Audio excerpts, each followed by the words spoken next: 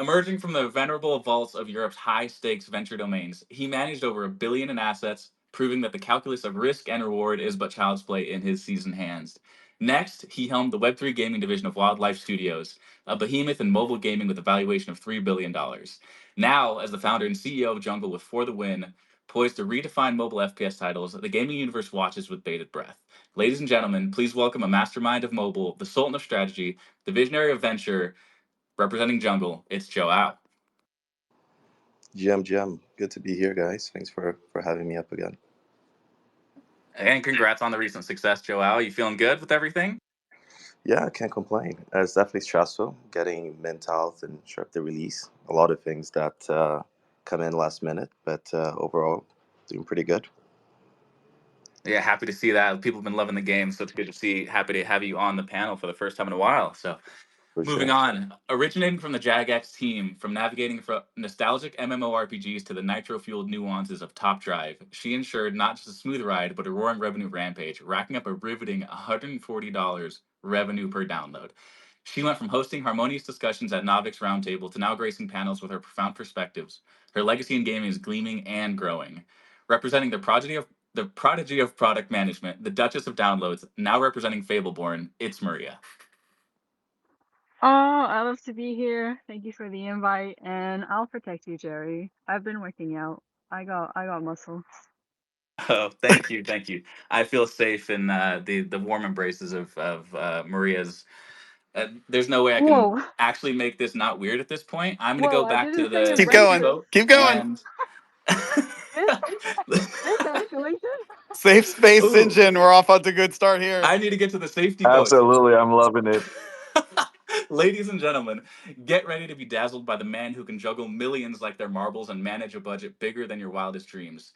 He's the architect behind Glitter Cloud Solutions, a sparkling Web3 consultancy with a name as sweet as the daughter who inspired it. He's not just a financial wizard who once wielded a $100 million budget at Twitch Prime, but also a beloved figure in the world of Web3 gaming. Let's give a warm welcome to the Titan of Twitch, the Baron of Budgets, and somebody who gave me a very interesting conversation this week, Tony V.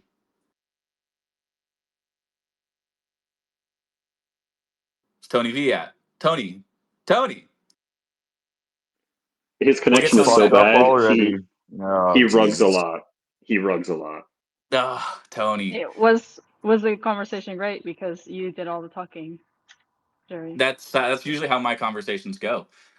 Ladies and gentlemen, prepare to take flight on a journey buzzing with innovation, where hexagons shape the landscape and honey is the currency of power. In the hive of his imagination, where the drone of the blockchain can be heard in the hum of thousands of wings. The beeline to brilliance, the patriarch of the pixelated pollen, the co-founder of Honeyland. Please welcome Corey Wright. What is up? Hey, I just literally ended a 3-hour stream where I was doing like an AMA, so my voice is a bit shot, but I am so pumped to be Same. here. Thanks, Jerry. Same. Get some green tea, get some honey in that. You know all about that. We got to soothe that throat. Corey, we need you today. Buckle up, everyone, because we're about to introduce a legend who's probably already beaten the final boss of life twice. He's the guy who's been building ages of empires when the rest of us were still figuring out how to save our progress.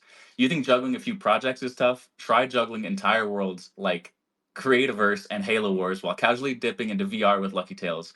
Just to keep things interesting and revolutionizing mobile gaming with words with friends. It's like he's speedrunning through the gaming industry, collecting titles and achievements like their power-ups. Just when you thought he might take a breather, he's back with his wildest idea yet, Wildcard. Because apparently conquering every other platform wasn't enough for this guy. So give a standing ovation or just spam the chat with applause emojis for the man, the myth, the magician, and somebody who took my advice and is now putting Fatuis in games. It's Paul Bettner. Heck yeah, Fatuis all the way. By the way, I love that particular intro ended with, and here he is to announce a new thing, Wildcard. And actually, I'm announcing another new thing today. And this is like a dream come true for me today, y'all, because it's the first Jerry hosted spaces I've ever been on, which has just been in my bucket list. Okay. And second, I get to do a story time today about some finally living up to a commitment to gamified to drop some alpha on the show, and so yeah, dream come true for me. Thanks for having me. Yeah, this has never happened. It took 87, and Paul's finally going to tell us some insider info. Ladies and gentlemen, prepare yourselves for the arrival of a mastermind whose strategies are sharper than a shark in a poker game. The high stakes strategist didn't just transform Macau, he turned it into a glittering gem that outshines the brightest lights of the Vegas Strip. But casinos is just the tip of the iceberg. From outmaneuvering the marketplace with Alibaba to leading the charge with Team Liquid, he's played every hand perfectly. And now, as if he hasn't already dominated enough realms, he's diving into the next daring adventure, My Angry Yakuza Girlfriend. Get ready to meet the maestro who marries style with substance, the connoisseur of commerce, and the titan of taboo. It's Sinjin.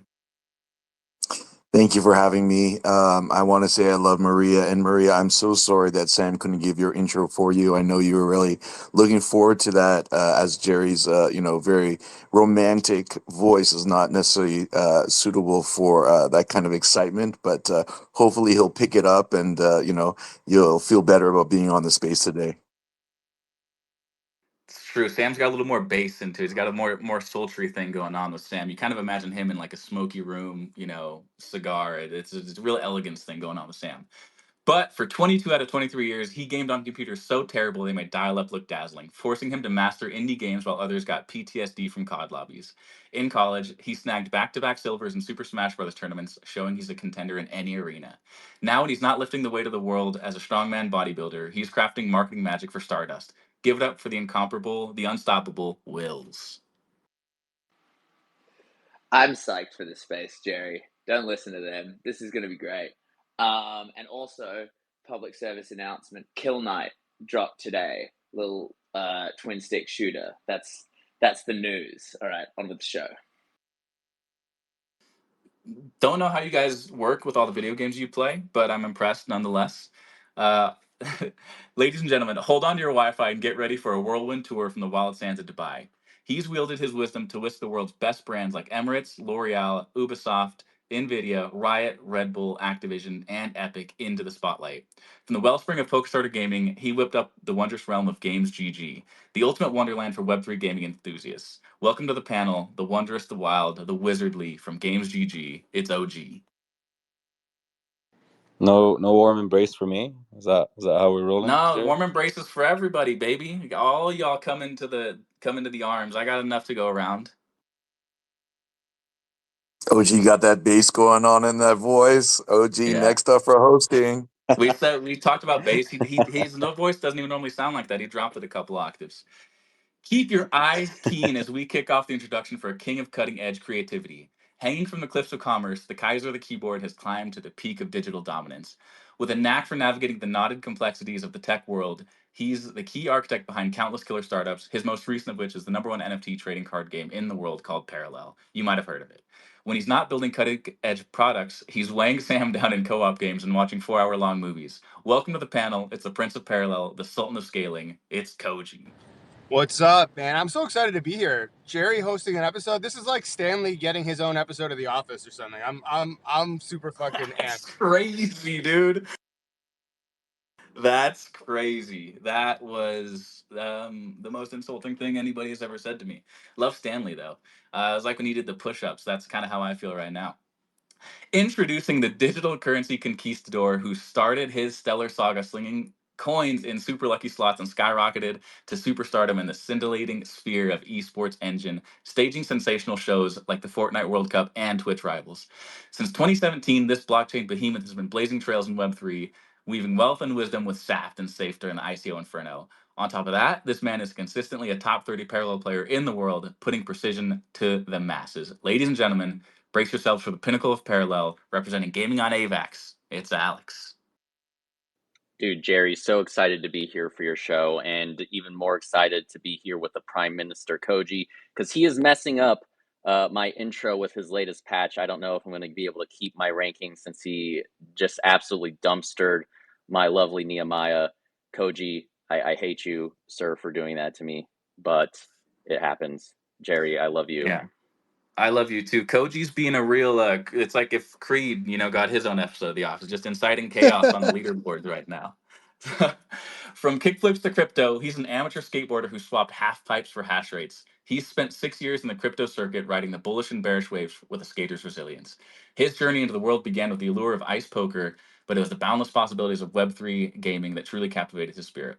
With the launch of Web3 Gamer, he's not just a participant, but a pioneer propelling the space forward. From conceptualizing to hosting an extraordinary in-person Web3 gaming award show in Miami, backed by Immutable. He's dragging us forward whether we like it or not. Ladies and gentlemen, welcome to the panel, the poker pioneer and the award show architect on the Wolves Dow account. It's Icy. Man, I wasn't expecting an intro. Thank you so much, Jerry. Congratulations on hosting Gamify today. A stacked panel, and I'm here for it. Let's get it. Had to give Icy some love. He helped out a ton with getting things prepped. And whether he's leaping into the latest lively discussions or lighting up our stage, the lovable lizard is always leading the pack. At just 2.4 pounds, he's a little legend with a larger-than-life presence. It's the co-host with the co-most. It's Lens. GM, everyone. It looks like you insulted Koji so much, he just straight up rage quit the stage. So good job there, Jerry. You just burned that bridge for us. We just lost all his takes for the rest of the show. And I'm glad we're finally going to get some alpha out of Paul. He's teased us so many times, and now we actually get the announcement live on Gamified. I'm here for it. Koji, you have your hand up. Go ahead.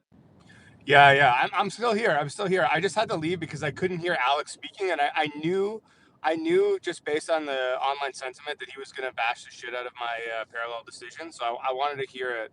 So I had to leave and rejoin. So if you could just again, just summarize how much you hate our patch notes, that would be great. You already He missed just it on basically after his told intro. you, Yeah. yeah, he just wanted to say "fuck you" to you, Koji. I'll say it for him. Fuck you, Koji.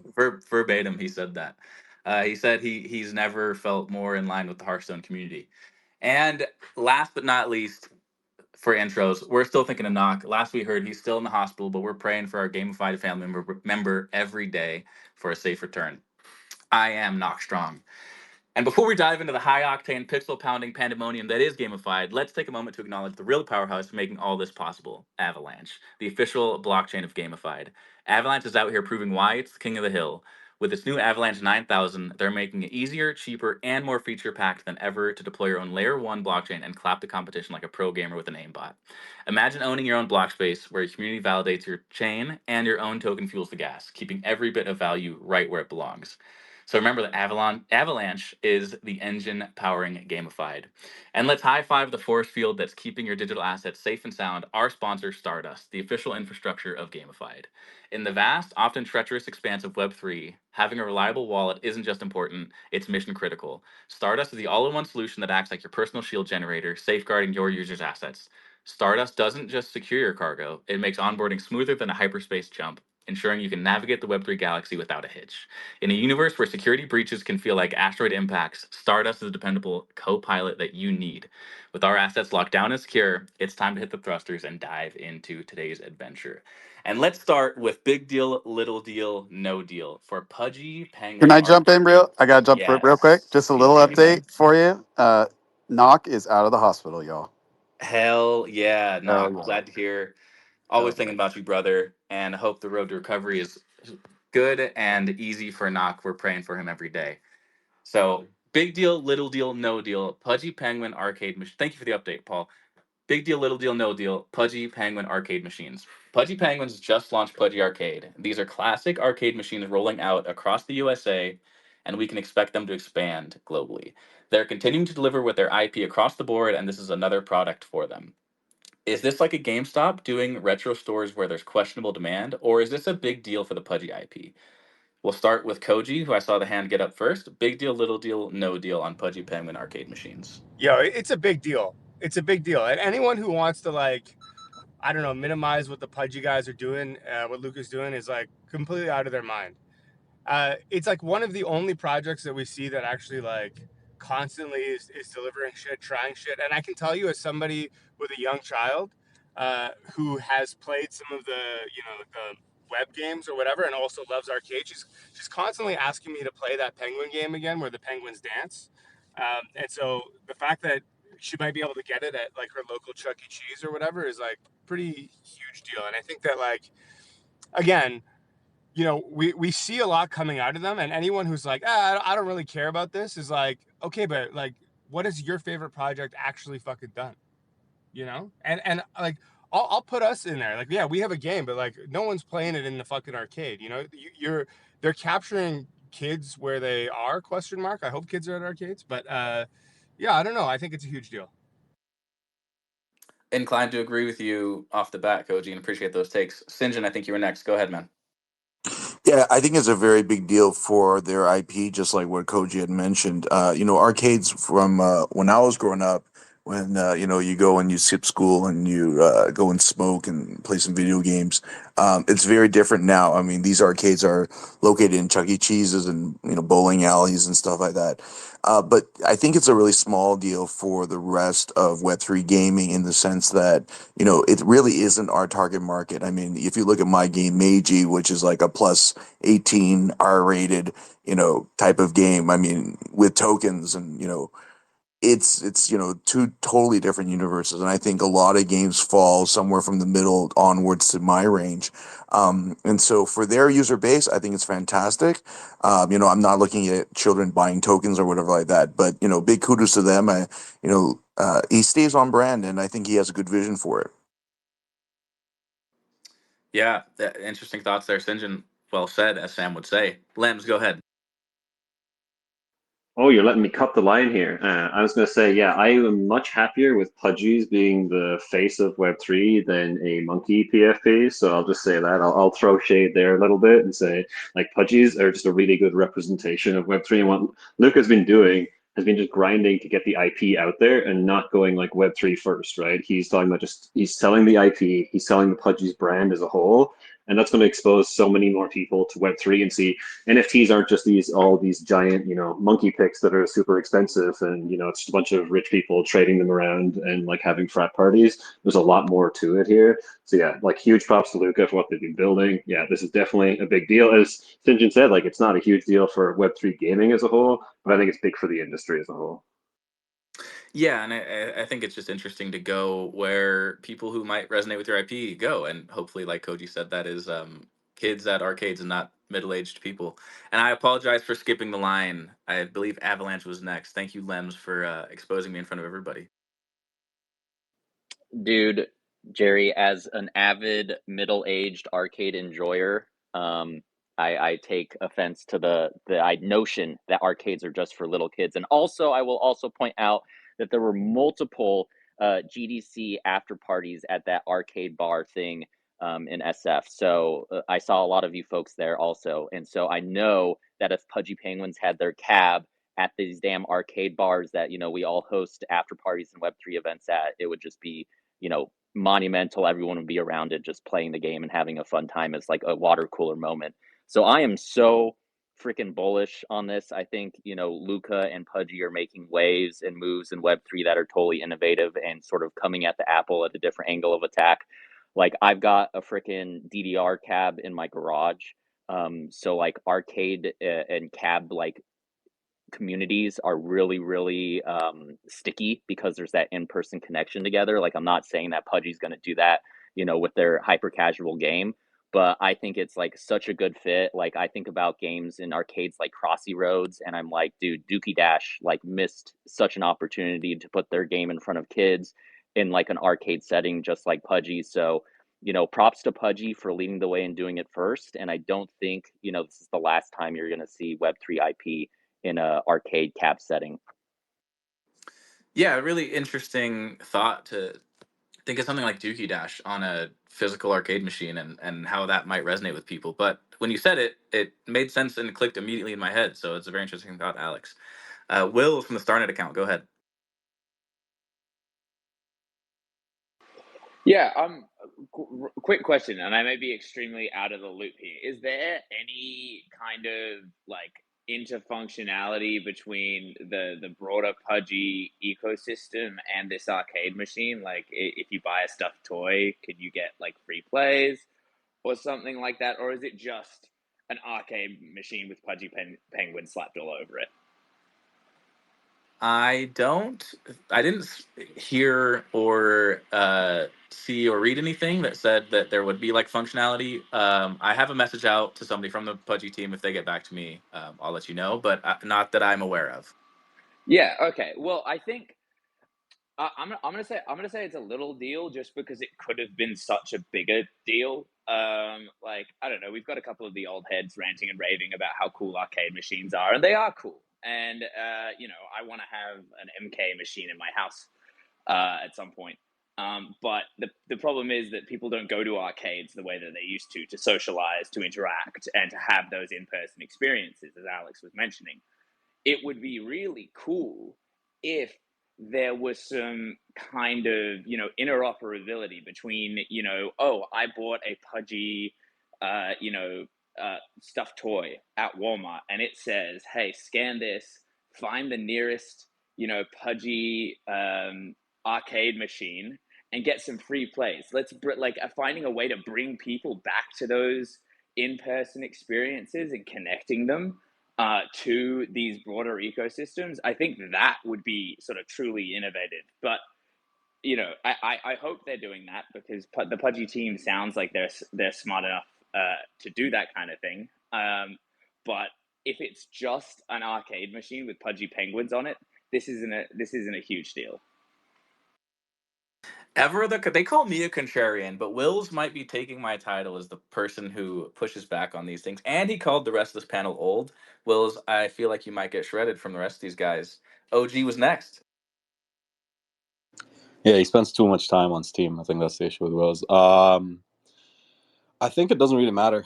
Pudgy Penguins kind of. I'm not saying it's a small deal. I mean, I think the IP integrated into the game or whatever it is isn't really going to make it much of a difference, because I think Pudgy Penguins is probably one of the very few, if not the only, brand in the space that actually gets IP in everything that they do. I think if you ever look at their Instagram account, which I get fed, constantly, all of their reels and memes and so on, like it never really tells you come buy a Pudgy. It never says like here's the call to action. It never says go to Walmart and pick one up. Like it's always just content for the sake of content, or it's trying to grow an audience on a different platform. So I think this is just another way of them doing that. I was gonna mention like League of Legends doing Arcane.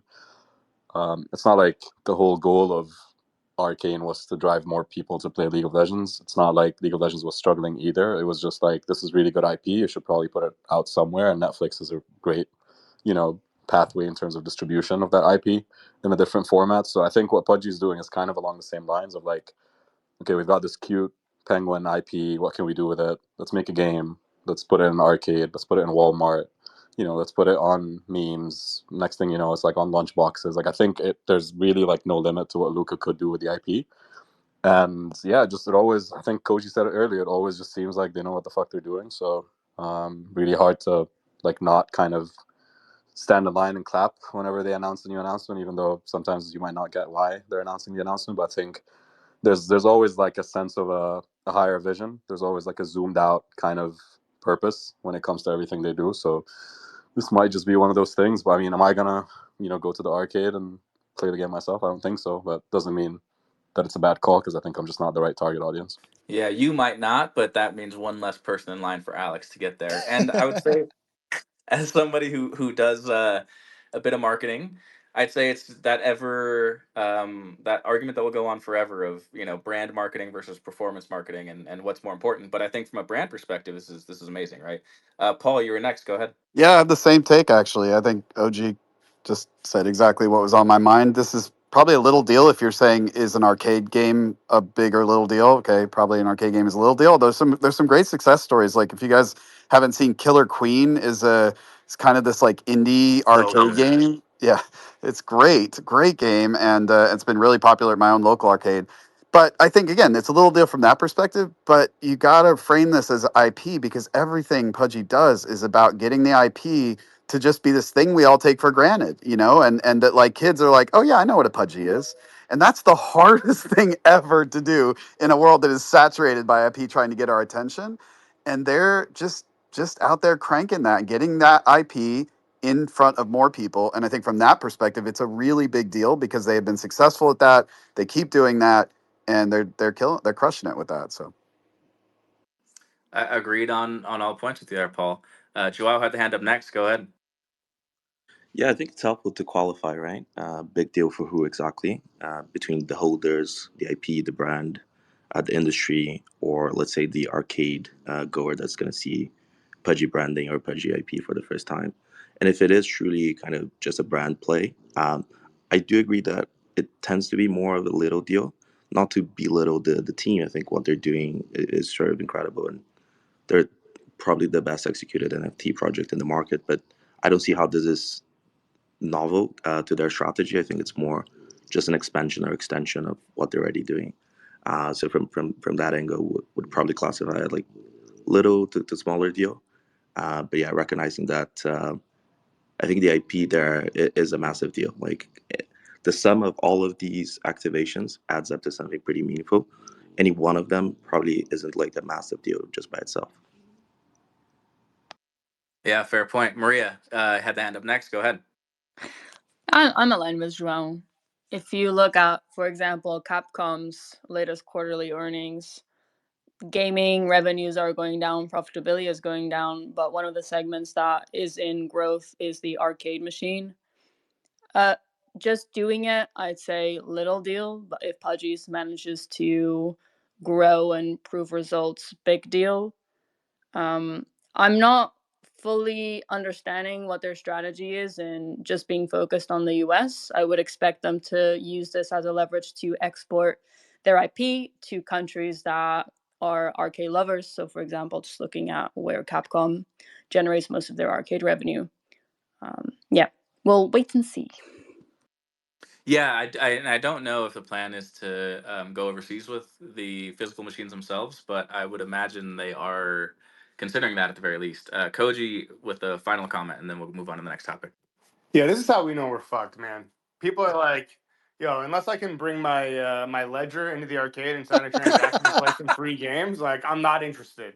We got problems, and I think that like a lot of people have said it already, but it's about like making Pudgies ubiquitous, right? It's kind of like the same strategy with Bud Light or whatever, plastering a bunch of signs up at a bar, and when the waitress is like, "Hey, what do you want?" You're like, "I don't know, give me a Bud Light or whatever," right? It's kind of one of these things where like if they exist in many places, they're just like they got that mind virus thing going on. You won't be able to escape it, and so it's just like one of those things you see everywhere, or as a kid anyway, you see everywhere, and it's like, oh, I actually like those penguins. They're funny. They do whatever, and so like existing in as many places as kids exist is important, whether or not it actually ties back to the NFTs, right? Like I understand that like we look at things from a tech oriented perspective, but like I don't think it actually matters whether or not it has anything to do with the actual NFT project. If the IP as a whole raises,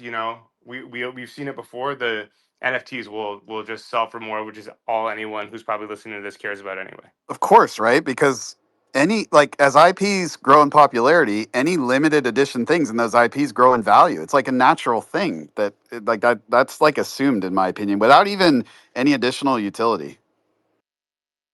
Yeah, and just to add a quick thought into that, but once you become ubiquitous, that's when you get the brand licensing deals, right? That's when you get the lunch boxes and the backpacks and all these things. And I think that kind of play has always been since Luca took over, maybe what is the goal to reward the holders. Will, I'm gonna go out of lines. I'm gonna go to Will's because he put the hand up in contrast to what Koji said, and then we'll go to Icy after that. Sorry, I just wanted to clarify something that when I was talking about interoperability, I don't think kids are bringing ledgers. That's I agree with everything you said, Koji. I think where the opportunities here for brand, growing that IP is when you reward people for going out and seeing how ubiquitous that IP is. If you want kids buying Pudgies and if you want kids playing in the arcade, how do you get them to look for more Pudgies other places instead of just this, like, if you can do the brute force attack, the Coca-Cola, the Bud Light just being everywhere all at once, go ahead, do that.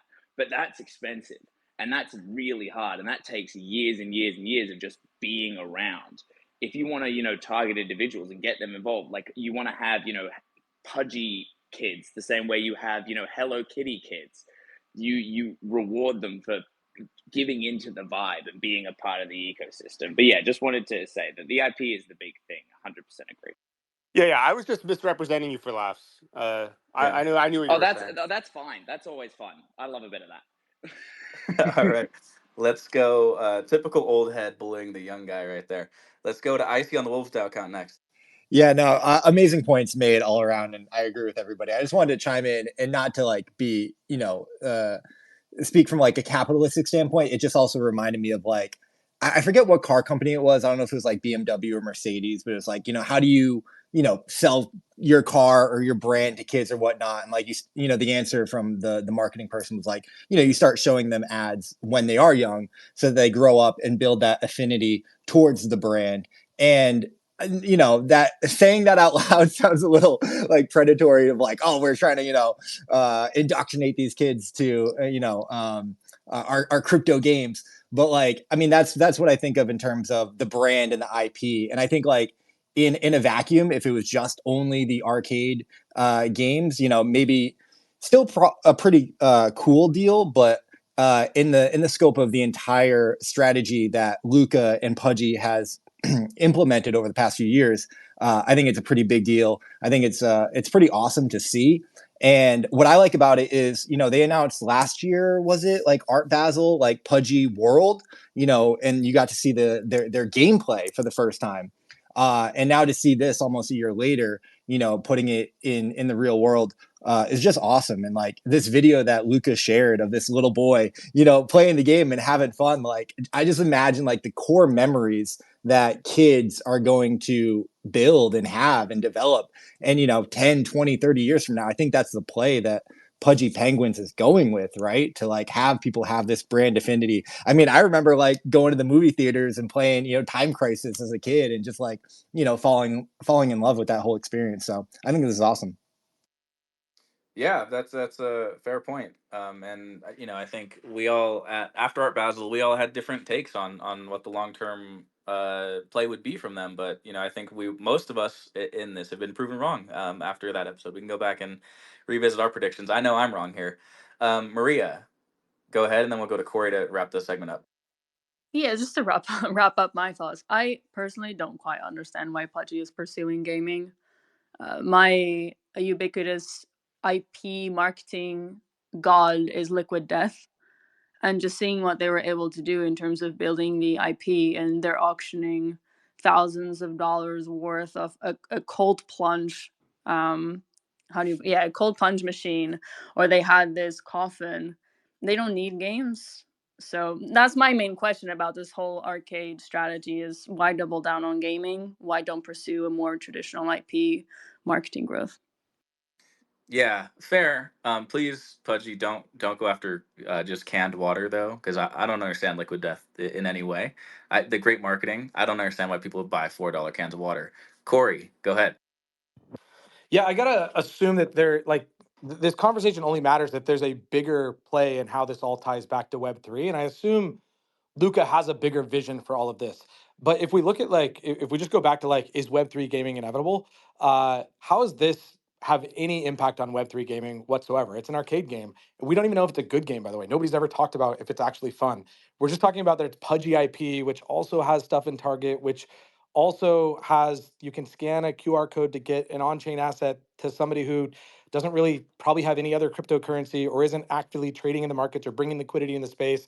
They're not trying to play Web3 games. And so I think that I guess we're talking about this because it's an arcade game, but this has nothing to do with Web3 gaming. And the vision of Pudgy that everybody talked about is building this big IP, which I think is a huge win for Pudgy as a brand to make profits. But in terms of how valuable it is back to Web3 gaming, I think it's very, very little deal. This topic, I thought we were all going to universally be all in on this, and the topic was a really good discussion because I think we all land a little bit differently on it. And interesting to hear everybody's takes because you guys do bring up some fair points, both in the bull and bear case of this. But we'll be moving on from here. So, fact or fiction, you should not TGE in the current market.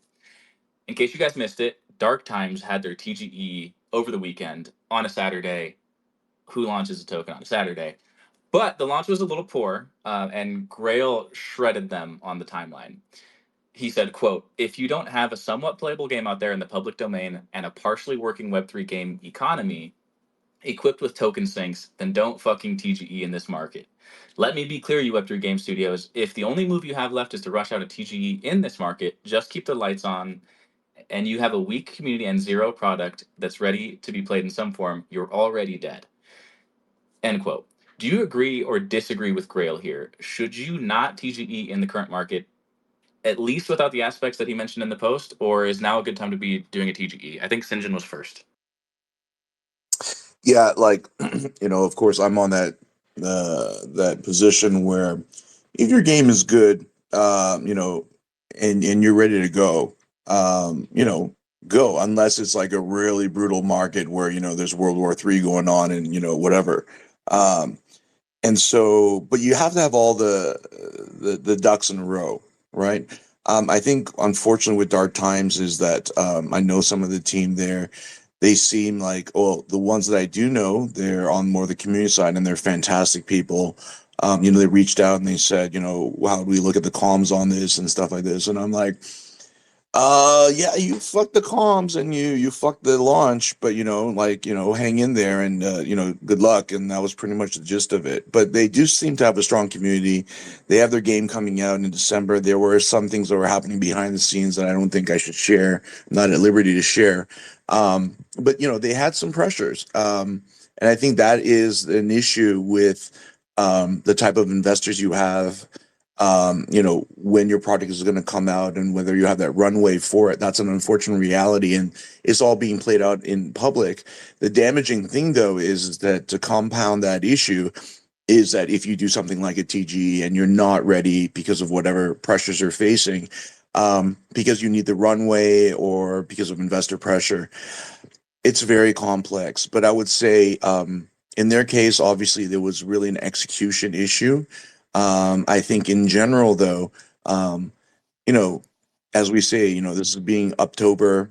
I think there's never a good time to particularly launch. And if you do so, um, maybe you're hitting into a lot of competition and a lot of other tokens launching at the same time. But on the flip side, as a very speculative market, sometimes that's a really good thing. But again, we're a niche of a niche. And I think if the game is solid, you have a solid community, you can TGE anytime. But don't quote me on that. If you fuck it up, it's on you.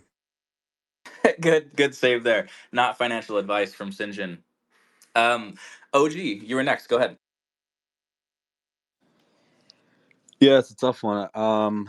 I think only after you launch your own token do you learn to empathize with teams that are launching a token. I think it's really easy to say, haha, I told you so. I should have saw this coming. I was right. But there are so many different factors that go into it. I think, taking a step back, the team definitely made a bunch of mistakes. You mentioned some of them in your intro, Jerry. So, launching on a weekend and so on and so forth. But the one thing that we will never really ever have is like full context. Like you never know what type of conversation. Because I've heard this a lot from so many different teams, and everyone always starts with like the most optimistic perspective and view of like we're gonna get Binance, we're already in due diligence. It's been like 5 months. We're talking to Coinbase. Bybit is almost gonna send. Like everyone always starts with that same vibe, and then I think one thing leads to another, and maybe you start seeing how much things cost, and you're tied up in certain agreements with certain partners, like the whole liquidity only being on Sui thing. Like that's another factor as well, but then obviously you never know like what kind of agreements they had. So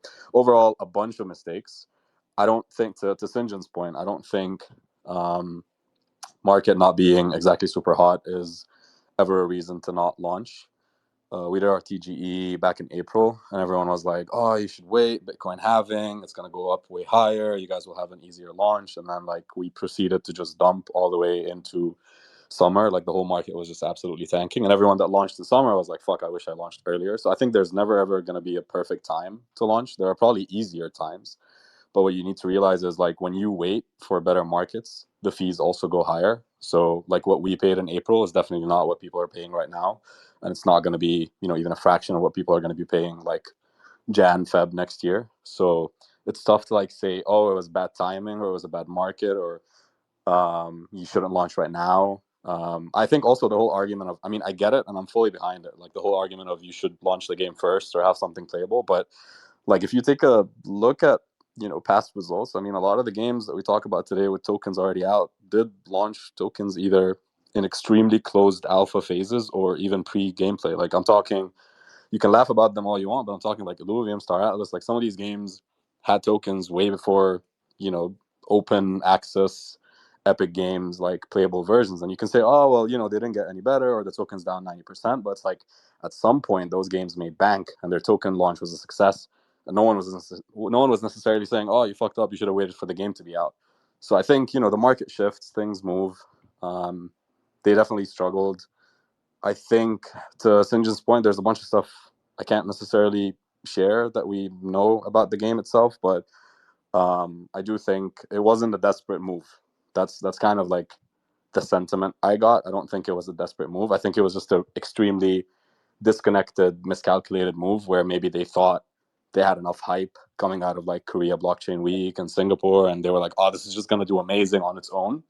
And they didn't realize, like, to launch a token, you literally need the whole timeline to be talking about it. So yeah, that's kind of my 2 cents on it. Yeah, and I really appreciate that empathetic take as somebody who's like launched a token. I feel like you understand the stresses that they might have gone through, and yeah, interesting to hear that you and Sinjin are pretty much on the same page with that. Lems had the hand up next, so we'll go to Lems.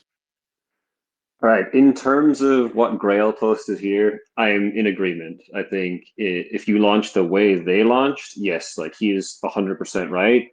But saying you shouldn't just TG in this market as a blanket statement, I don't agree with that. I would agree more with what Sinjin said, where it depends on where you're at, what you have. They fumbled the bag hard here. Like, OG covered a bunch of the points there. Like, they thought that they had a lot more hype and attention, I think, than they had. And to OG's point as well about like launching before there was a product, it kind of feels like the 2021 playbook. And I'm not privy to all their advisors or anything, but that's the vibe I got, was that they were getting some of this advice of things that worked in 2021 that doesn't actually work anymore.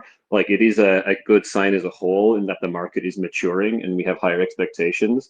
There was a point Grail made in that thread that I thought was really, really well put together, and it's like it fits with a thought I've had myself, but I hadn't heard it put that concisely, which was that, like, let's be real, the market is still based on speculation. Like, we don't have enough players to sustain, like these tokens in terms of just demand. But the market has evolved now where speculation isn't just coming from a cinematic trailer and a roadmap.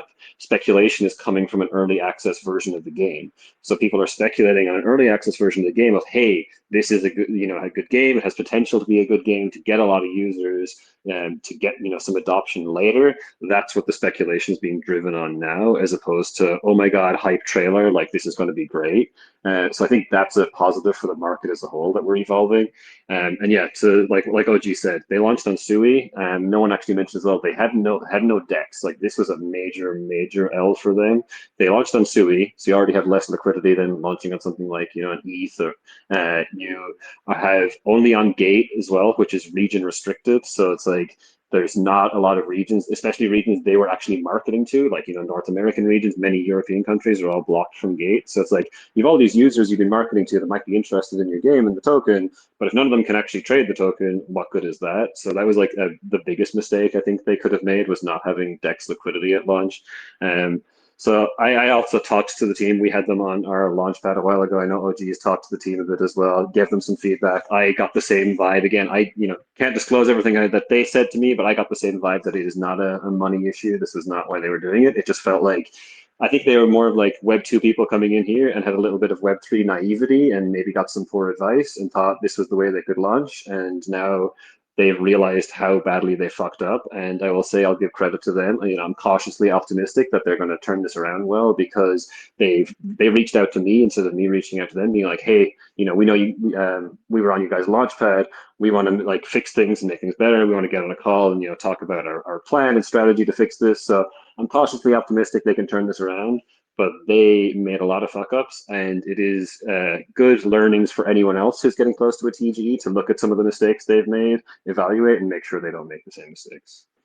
Yeah, fair, and it seems like a consistent theme in that like bad advice is pretty rampant in the space. So to hear that they're listening to people and seeking out conversations is a very good thing.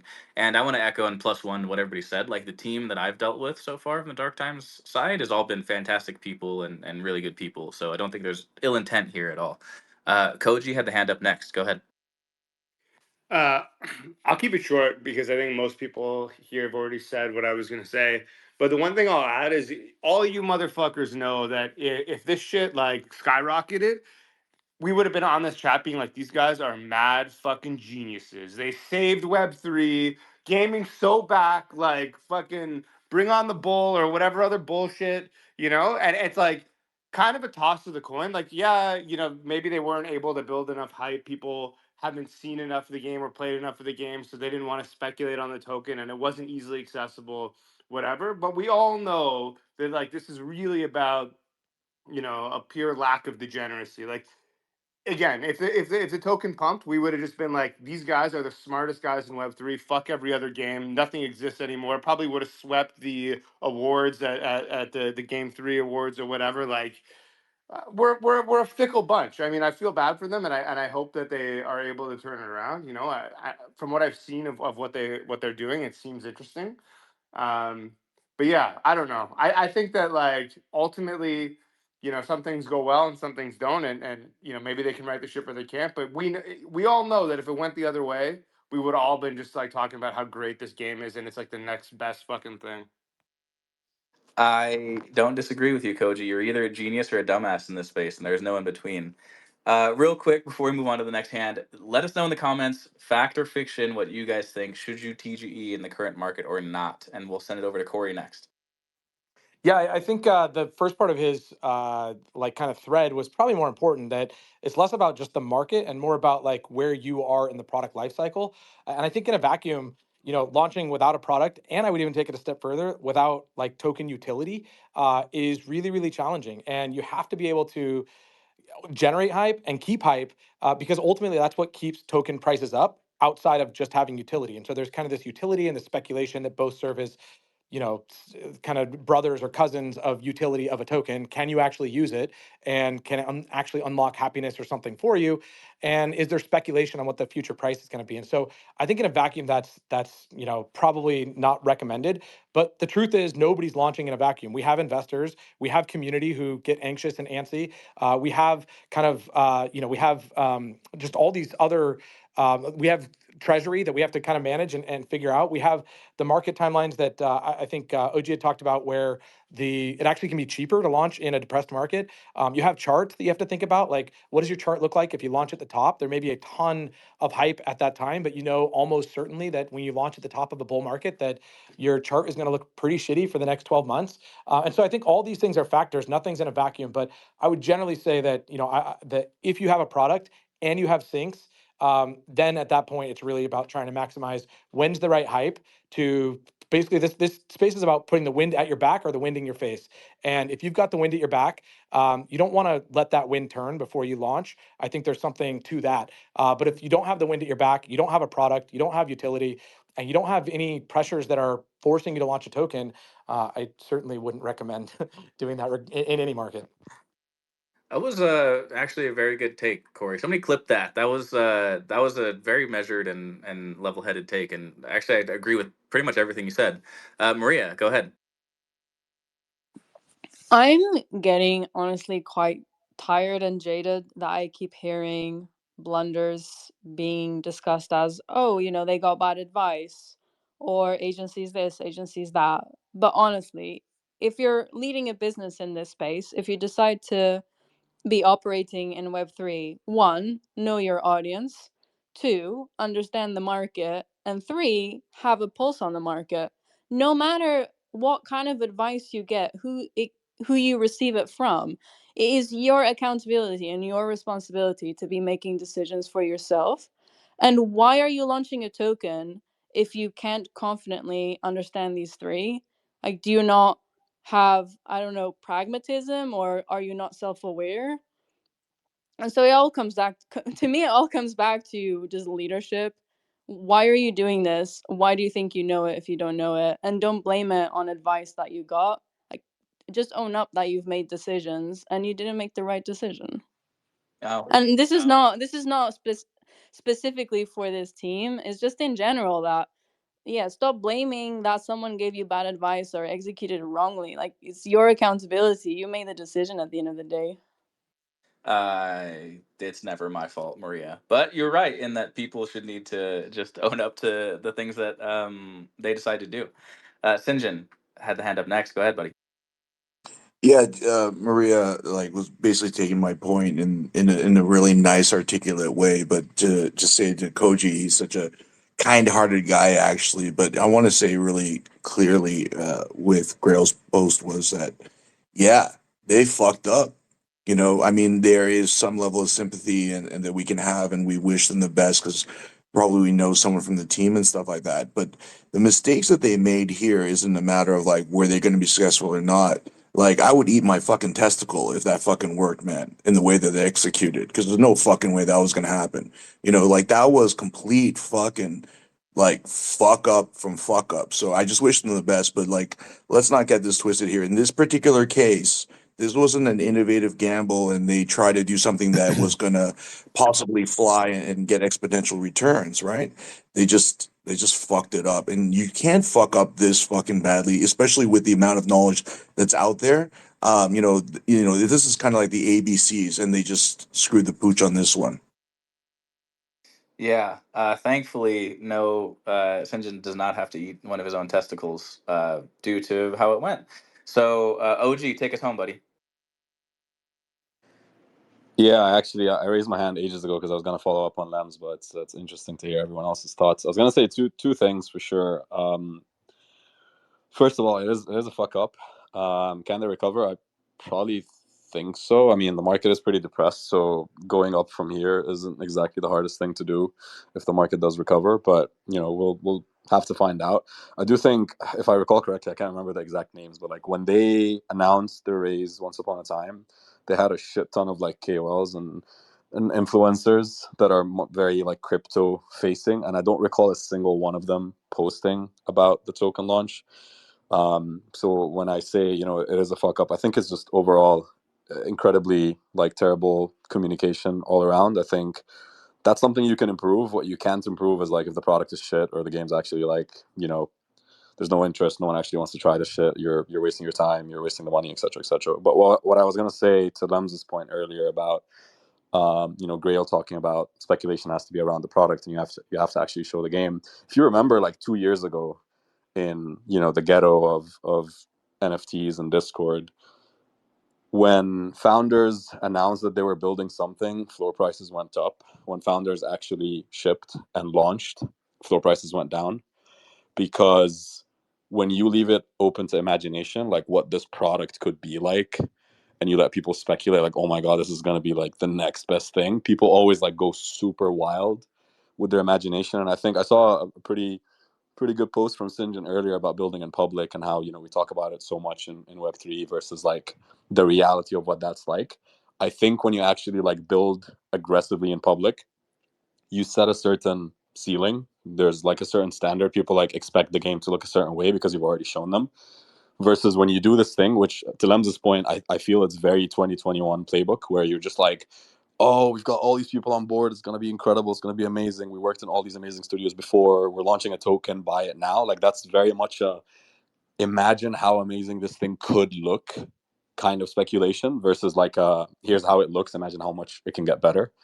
So yeah, to like Sinjin's point in his post and to Lem's point earlier, like I do think they made a lot of mistakes, but I think some of them can be mitigated. I think it's easy to like kick them now while they're down. Will they get back up? I'm not sure. I don't know. Did they fuck up 100%? But again, like there's a bunch of founders on this panel that are yet to launch a token, and I just pray that all of these experiences are like resonating, because believe me, as dumb as this sounds right now, when you're in the heat of things, you do end up wanting sometimes to rely on people, especially if they're quote unquote experienced. And if you do have certain advisors, I mean, you can look at their cap table and you might get a few ideas about who I'm talking about. When you have certain advisors that have been like in the space, that have helped launch successful products, you might feel like, hey, maybe they're telling me the right thing. So they might have heard that, hey, you could just launch on Gate and you should be fine. And that's just really terrible advice. But if it's their first token ever and they have like no knowledge, and that's the only advice they're getting from someone supposedly really successful that's helped a lot of projects, you tend to just kind of give in. And I think they're now realizing like, oh fuck, we should have like taken more ownership and we should have probably asked more people around, because I know people were offering to like chime in here and there, but they felt pretty confident. Like I think that's why I said it's a miscommunication more than anything on their part, because they internally had this miscommunication that like they were ready, like, oh fuck yeah, we're ready, let's go live. Like I think everyone's excited, let's do it. who do we have? Oh yeah, it's just Gate. Like, let's go. So yeah, just my final 2 cents on the topic. Yeah, no, good context, and I mean, I think for people who haven't launched a token, like you said, talk to the teams here who have, right? I think you have a really good panel who has launched tokens and understand what those stresses are like. And with that, let's read some ads. All right, folks, it's halftime here on Gamified, and you know what that means. It's time to give a massive shout out to the true MVP behind the scenes, Avalanche, the official blockchain of Gamified. While others are busy banging their heads against the wall trying to make their blockchains work, Avalanche has cracked the code of Avalanche 9000, making deploying your own Layer 1 smoother than ever before. But why stop at just any blockchain when you can have your very own? With Avalanche, you're not just playing someone else's game, you're setting the rules. It's not just a pipe dream. This is the reality that giants like Shrapnel, Gunzilla, and MapleStory Universe are already living. They're creating custom tailored gaming experiences on their own Avalanche L1s, free from the usual developer headaches. And as we reach the midway point of our galactic mission, it's time to highlight an essential part of your gaming arsenal, Starbase, the questing platform from Stardust that's revolutionizing how you earn in the Web3 universe. Starbase isn't just a platform, it's your command center for high stakes missions where you earn gems by playing the most thrilling Web3 games in the galaxy. In the ever expanding cosmos of Web3 gaming, finding a platform that rewards you for your time and skill is more than a perk, it's essential.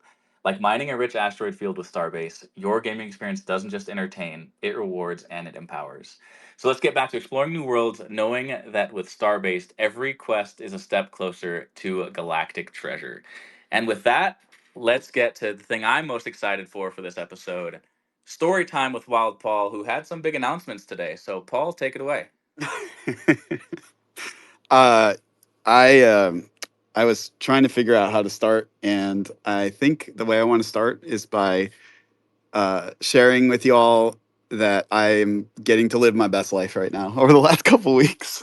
So we've been working on something very big and new and thrilling and terrifying, and just the team has been cooking, and yet we've been cooking in a restaurant with closed doors. Nobody even knows the name of the restaurant. There was no sign on the outside. It was just some random restaurant in the middle of nowhere nobody knew about. And starting, oh my gosh, what was it? Two weeks ago, Token 2049. Is that who cleared their throat? Who was that? I think that was icy. If you want, that's okay. Sorry, Paul. I have to The fuck is unmute, and wrong the with you, space IP? is gonna rug. But I'm here. I'm here. Good. I loved it. I was like, what didn't I say, or what did I say? What are you trying to signal? So starting at Token 2049, we decided we were going to let a few people into the restaurant that we've been cooking in, and show them into the kitchen, and it was an overwhelming and incredible experience. We actually brought two things to Token 2049. We brought Wildcard, as you would expect, and then we bought this other thing that we've been working on, this prototype, which is called Thousands.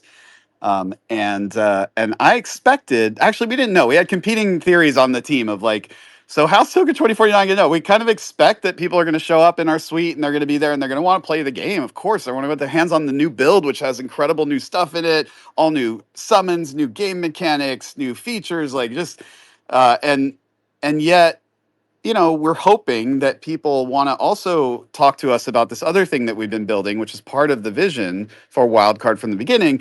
But we'll see how it goes, and maybe Wildcard will dominate the conversation. Anyway, the opposite actually happened, and I did not. I was a little unsatisfied. Did not get enough of a chance to play Wildcard at Token 2049 because all anyone wanted to talk about and see and put their hands on was this new thing that we were building with Thousands. So that began my greatest life over the last couple weeks.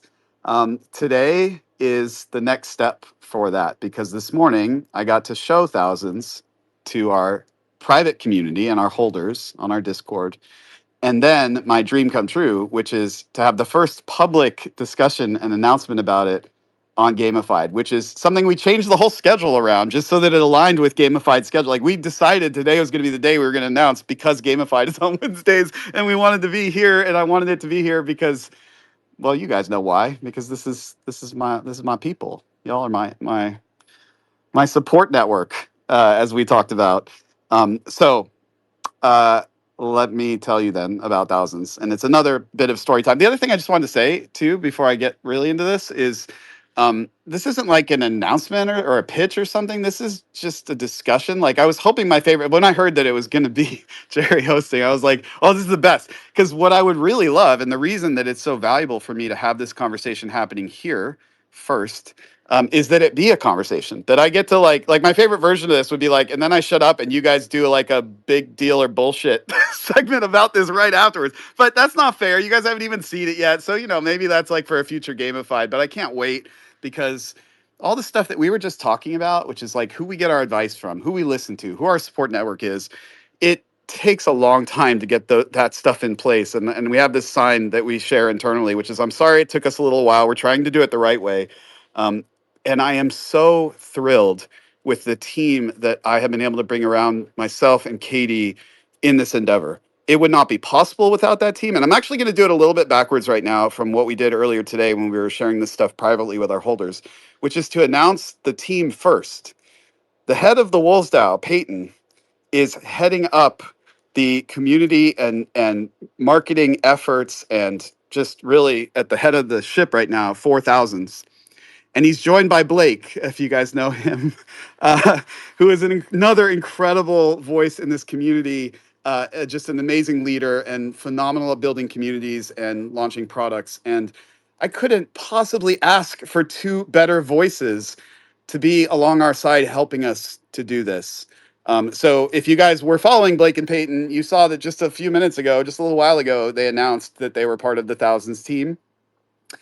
This is a soft launch today. Okay, this is not the big launch. I tried to make this point to people when we were talking about this with our holders.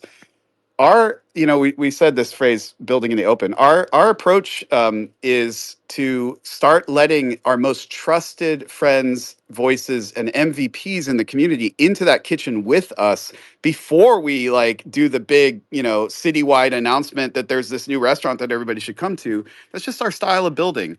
And so to make that happen, it's not about like some big announcement where we try to get everybody talking about it at the same time. It's actually about just unblocking our team, unblocking folks like Peyton and Blake to be able to start talking about this restaurant that exists that they've been cooking in with us for a while so that other builders can start joining us in cooking.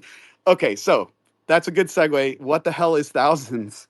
I guess the easiest way to say it is several gamifieds ago, I secretly dropped this alpha because of some other topic where I said something like, wouldn't it be cool if there was like a crypto native Discord? And it actually spawned this great conversation. And a lot of people were like, oh my God, if there was like somebody was announced that there was a crypto Discord, that they were launching that, like a brand new crypto native social community platform, like where can I invest? Like there's a bunch of that. And I'm just sitting there going, okay. So I guess that's the simplest like elevator pitch, but there's much more I want to tell you guys about this. The vision for this began with Wildcard and for those who have been following along and have been here in Gamified and have been listening to us talk about exciting things for Wildcard for a while, this is all just going to be repetitive. You're going to be like, that's stuff I actually have been heard Paul talking about for years now, and I just didn't even know he was talking about this thing that's now called Thousands and Thousands.tv. We have this vision for Wildcard to not just build a game that is hopefully as great as some of the incredible games we're so proud to have worked on, like Age of Empires, Halo Wars, Lucky's Tale, Words with Friends, but to create the most successful product and platform for content creators and communities. This journey for us began with a small game that we worked on called Creativerse. Probably none of you guys have played it. It was a little like experimental Steam game, Minecraft-like game. And we launched it. It was the beginning of our company. It was really for us just kind of stretching our muscles and having fun with a game that we all love with Minecraft and building something like that. And we had a couple thousand players. And this one weekend, this guy, German streamer, streamed our game, did like a Let's Play. And that weekend we made $400,000 because of that. And I think at the time we were making, I don't know, a couple $100 a day or something like it. So it was a big deal for us at the time, this little tiny company, this little tiny game. And I was just blown away by it. And I had been paying attention at that point to what was happening in gaming, this revolution of people not just playing games for their own entertainment, but for others' entertainment, bringing together fans and spectators and collectors and viewers all into one experience where one person could be playing in front of, 100,000 people. And so I was fascinated by this. And when this effect happened, I was like, that's amazing. This is exactly what I would expect to see. This is the future of games marketing and distribution is through streaming and live entertainment. And I reached out to that streamer and I was like, that was amazing, dude. Thank you. Like we had no contact with him before that. And I was like, how did that go for you? And he's like, yeah, man, it was great. I made like a couple $1,000s. And I was just kind of devastated. I was like, that's sucks. That's not how that should go. Like you drove a tremendous amount of success to what we did. You are helping us grow the community for our game and you didn't get any of that. Like so that sucks. And it really for me began this mission of wanting to create like wanting to take advantage of this thing that I was passionate about, which is this new revolutionary way to enjoy video games through streaming and turn that into a way for the communities and the creators and even the viewers and the spectators to share in the value that they're bringing to games like Wildcard. And so we started building a prototype.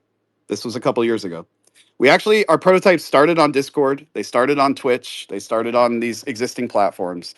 And we got really frustrated really quickly by those platforms' inability to give us what we needed. We needed crypto native features. We needed features that brought the audience that were watching the game directly into the game and brought the game out of the game onto the platform where they were watching it. We had these simple ideas like look, we just want like a player down on the field who just won some amazing tournament to like take this rare card, sign it, toss it up into the stands of the arena, and somebody watching on Twitch catches that collectible, and it becomes this incredible moment of connection between the fans and the creators. Hey, Twitch, could you go build that for us? Crickets. Actually, to be fair, there are lots of folks within Discord and Twitch who are very excited about the stuff we're building, but those are big companies. They have existing business models. They're Web 2 centric. It's not exactly aligned with the philosophy and the approach that we want to take here, where the value that's being created by those amazing communities and creators is more fairly and more evenly distributed across the game and the place where those communities are gathering and that are streaming that content. So we said, fuck it. that one's going into the audio clips. We're building this ourselves. But at that time, we didn't think of it as much more than a feature for Wildcard. And it was a big feature to commit to, but we're like, okay, so we're building this feature where Wildcard is going to get streamed to its own place. And that was almost 2 years ago when that journey began. As I said, we built lots of prototypes on Discord. Some of you guys have seen those that were hints of the features that we were creating.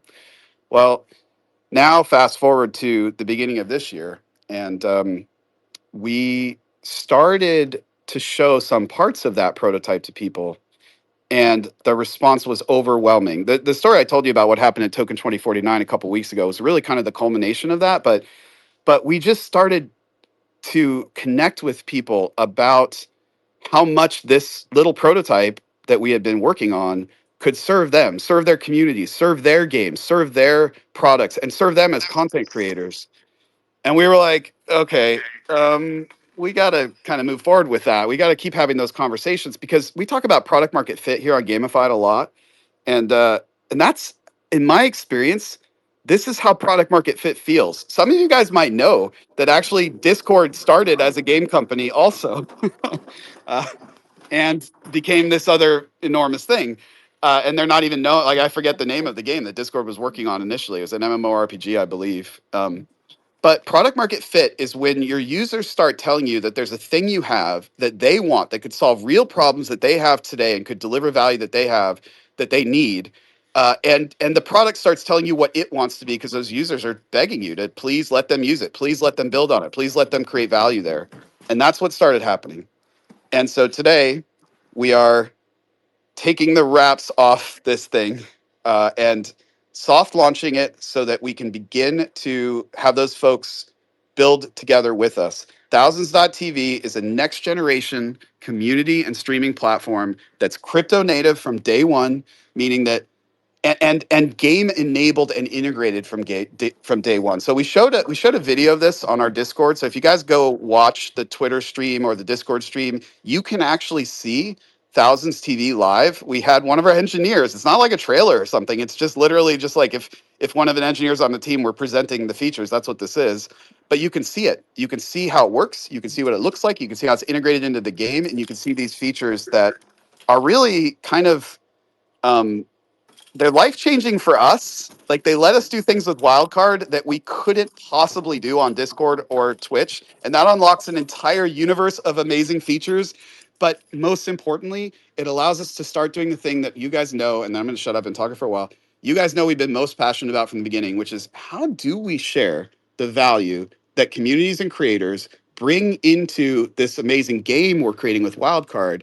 How do we do that? Do we like build crypto directly into the game? Do we like have a wildcard token? Do we and we've kind of bumped up against that question now for a couple years, and we I am so excited to share the news that we think that we have a good direction for that now. That's what Thousands is. That's what Thousands TV is. This is, as I mentioned, the soft launch. So there's a ton of big announcements and news that this kind of starts us down the path towards finally, because we can say that there is a thing called Thousands. We can start sharing news about it and announcements, and the Thousands team themselves can start talking about it alongside Wildcard. If all our dreams come true, then Wildcard is the Counter-Strike and Thousands is the Steam. If it's like one way to look at it. And in fact, you guys have also heard me talk about GameFi about this a lot too. And I swear I am going to shut up. Which is there's a magic that gets unlocked when the same development team is working on the platform and its killer app at the same time. This is why I'm so big of a fan of Nintendo. They get to do this endlessly. They build the hardware and the games under one roof. And I think that when to me it's the most blessed moment to be in a position where I'm helping to build a platform, a network that is serving a game, and I'm building a game that is unleashing or unlocking the potential of that network. To me, that's where the most incredible features come from and the most incredible product experiences. And so I'm humbled and blessed to be in that position. It's a lot of work. As I mentioned earlier, it's kind of a terrifying vision in terms of its enormity, but I don't, for me, I don't try to measure success by, are we going to get the billion players that I want onto this platform? Is this going to be the platform that does that? Which I hope it is. But I just measure success as if Thousands does the thing, which is it makes a community that was just there doing it for the love of it, or a creator that was and having to like work a full-time job and spend all their hours every evening just engaging with the games and communities and content they want because they love it, but they wish they could do it full-time. They wish they could make money doing that. If Thousands is able to make that possible for more communities and content creators, that will be a vision come true and a dream come true for me. So that's what we're building, Thousands.tv. You're going to see a lot more about it soon. Thank you. Tear it apart now. No, this is amazing, and I don't know if there's much to tear up. Koji, I'll go to your hand in a second, and I'll open up the panel. We Or can think yeah, or about just something. ask questions too, please. Yeah, I'd say in a time, Paul, where creator discoverability is like at its most difficult. So a lot of people don't know this, but like my start into anything in gaming was actually just through Twitch, right? And I had a really unfair advantage when I started in Twitch in that I was one of the first people invited into the initial alpha and beta test of Overwatch, and nobody could play it at the time. So I went from never streaming to having a ton of people watch me stream for no reason at all, and I didn't deserve that. I was a horrible streamer. But at the time, it was a very easy model of just get on Twitch. There's not enough people on Twitch to like really be competitive with viewership, and so it's easy to grow and scale a channel. And now creator discoverability has never been harder because so many people are churning out content, and it takes Web3 is such a flawed view of like how easily you can become a creator and make good money being a creator, because like the Web2 comps, like they're way bigger than us and charge way less, right? So but to have a solve for that and to be thinking of these things already, Paul, is just it's so Well, and huge. one of And one of the most powerful solves for that, by the way, is allowing those communities and content creators that aren't at the absolute top of the top to actually make good money. That guy I was talking about, that creator streamer, he wasn't like a triple A, billion, tens of millions of subs guy. He was like kind of you'd say like a B tier in terms of his number of subs and likes and stuff. But it didn't matter. He still drove a tremendous success to Wildcard. But in a normal world on like Twitch, generally the only way that guy would get paid is through ads, which works, but is an incredibly It's inefficient pay. mechanism because none of the game revenue is going directly into that person's pocket. It's going through this very inefficient Web2 network and advertising arbitrage thing and all that kind of stuff. Or he could have done a deal directly with us, but generally big games and big publishers only talk to the top 1% and 1%. So you can't get a sponsor or a deal if you're that guy that has 1,000 concurrent viewers, which is still going to drive a tremendous amount of money to that game, and yet the game has no way to connect with you, has no way to turn the success you're driving into that product back into success for that streamer. And so it is about content discovery, but it's also about just empower, like sharing value with all of the content creators who are the 99%, the long tail of that. Yeah, no, I mean you're killing it, and it's really cool to hear that you understand that, Paul, as somebody who's just been on the design side and has had and can still step back and think about these things. So I'm all in. Everybody, do me a favor, go check the pinned tweet. Peyton and Blake Waddington are there, two of the best people I know in the Web3 space. They deserve all the love and two huge ads. But I'll give it to the panel now to let them kind of back and forth with you here. We'll do like 10 more minutes on this, then we'll move on with the show. But Koji, go ahead. Yeah, I mean, Paul said he let all of his friends take a look at this early, so I learned today that I'm not one of Paul's friends. Yeah. I Hey, think, also in the same boat, Koji. yeah, I didn't hear about this till 2 hours ago. harsh reality, harsh reality. No, I'm kidding. I'm kidding. I'm super excited for them. I had no idea that it was coming so soon, but I had heard rumblings of something like this, and so yeah, I mean, I'll say this: like, if there's anyone in this space, on this spaces, who I think can pull off something grand like this, it's Paul. And so, like, I mean, sign me up. Let me get some parallel streamers on there making some cryptocurrency, and let's see how it goes. I'm in. Thanks, man. I know I sat in a hotel room and told you that there was a thing we were building. It just didn't have a name yet, and I wasn't willing to admit that it was anything other than a wildcard feature at that point. And honestly, you said you didn't know this was coming so soon. Yeah, neither did I. That's the thing about product market fit. When that spark starts to happen, and you feel the heat of that little tiny flame that is users saying like, yeah, like nice pitch, but man, can I use that today, please? Because I could use this and this and this feature of it. Like I have to use all these bots on Discord, and this thing doesn't even need bots. Like it just does the things that our bots are doing for us. And this would be such a, like these kind of, when you start hearing those things, like it generally pushes us into that discomfort zone where we're launching things earlier than we thought, and we're because the power of that is undeniable. When those users are telling you, like Jerry just said, like I was saying, this is all about content discovery. That's what's most important to him. Yeah, fantastic. That's harnessing that power is what leads to the greatest products, I think. I think Sinjin had the hand next. Sinjin, go ahead. Yeah, everyone knows I love Paul. It's not because he has a hot wife that I love as well. That's something separate. We won't talk about that at the moment. But what's amazing here is, we get to share the panel with Paul and myself as well. I always feel honored with it. And the thing is, what's great about it, even as difficult as it is, and it is a very difficult thing, it provides a solution. And so many things in Web3, we don't really have a solution for it. We have a nice feature and we have a nice hope, but it doesn't really solve anything. And there's two things towards that is that, this solution is coming out of Paul's passion and a need. So that authenticity always adds to what the final product really is. And the second thing is, like, if you look at the failure of esports, in some ways, esports as a league, as a creator of content, was in the same boat. They're only depending upon sponsorship and advertising revenues, but where are those revenues and everything else getting diverted to? The streaming platforms, right? And so essentially what's different, and the entire premise of, their valuation was fundamentally wrong, is that if you base it off of like professional sports, well, the IP of the sport itself is like not owned by anyone. but where it's a fundamentally different model in competitive video games where the IP is actually owned by a company. They take the lion's share, and then the platform you stream on takes the lion's share. And so, Paul, I'll give you permission to use a coin that we've used at our studio of player founder.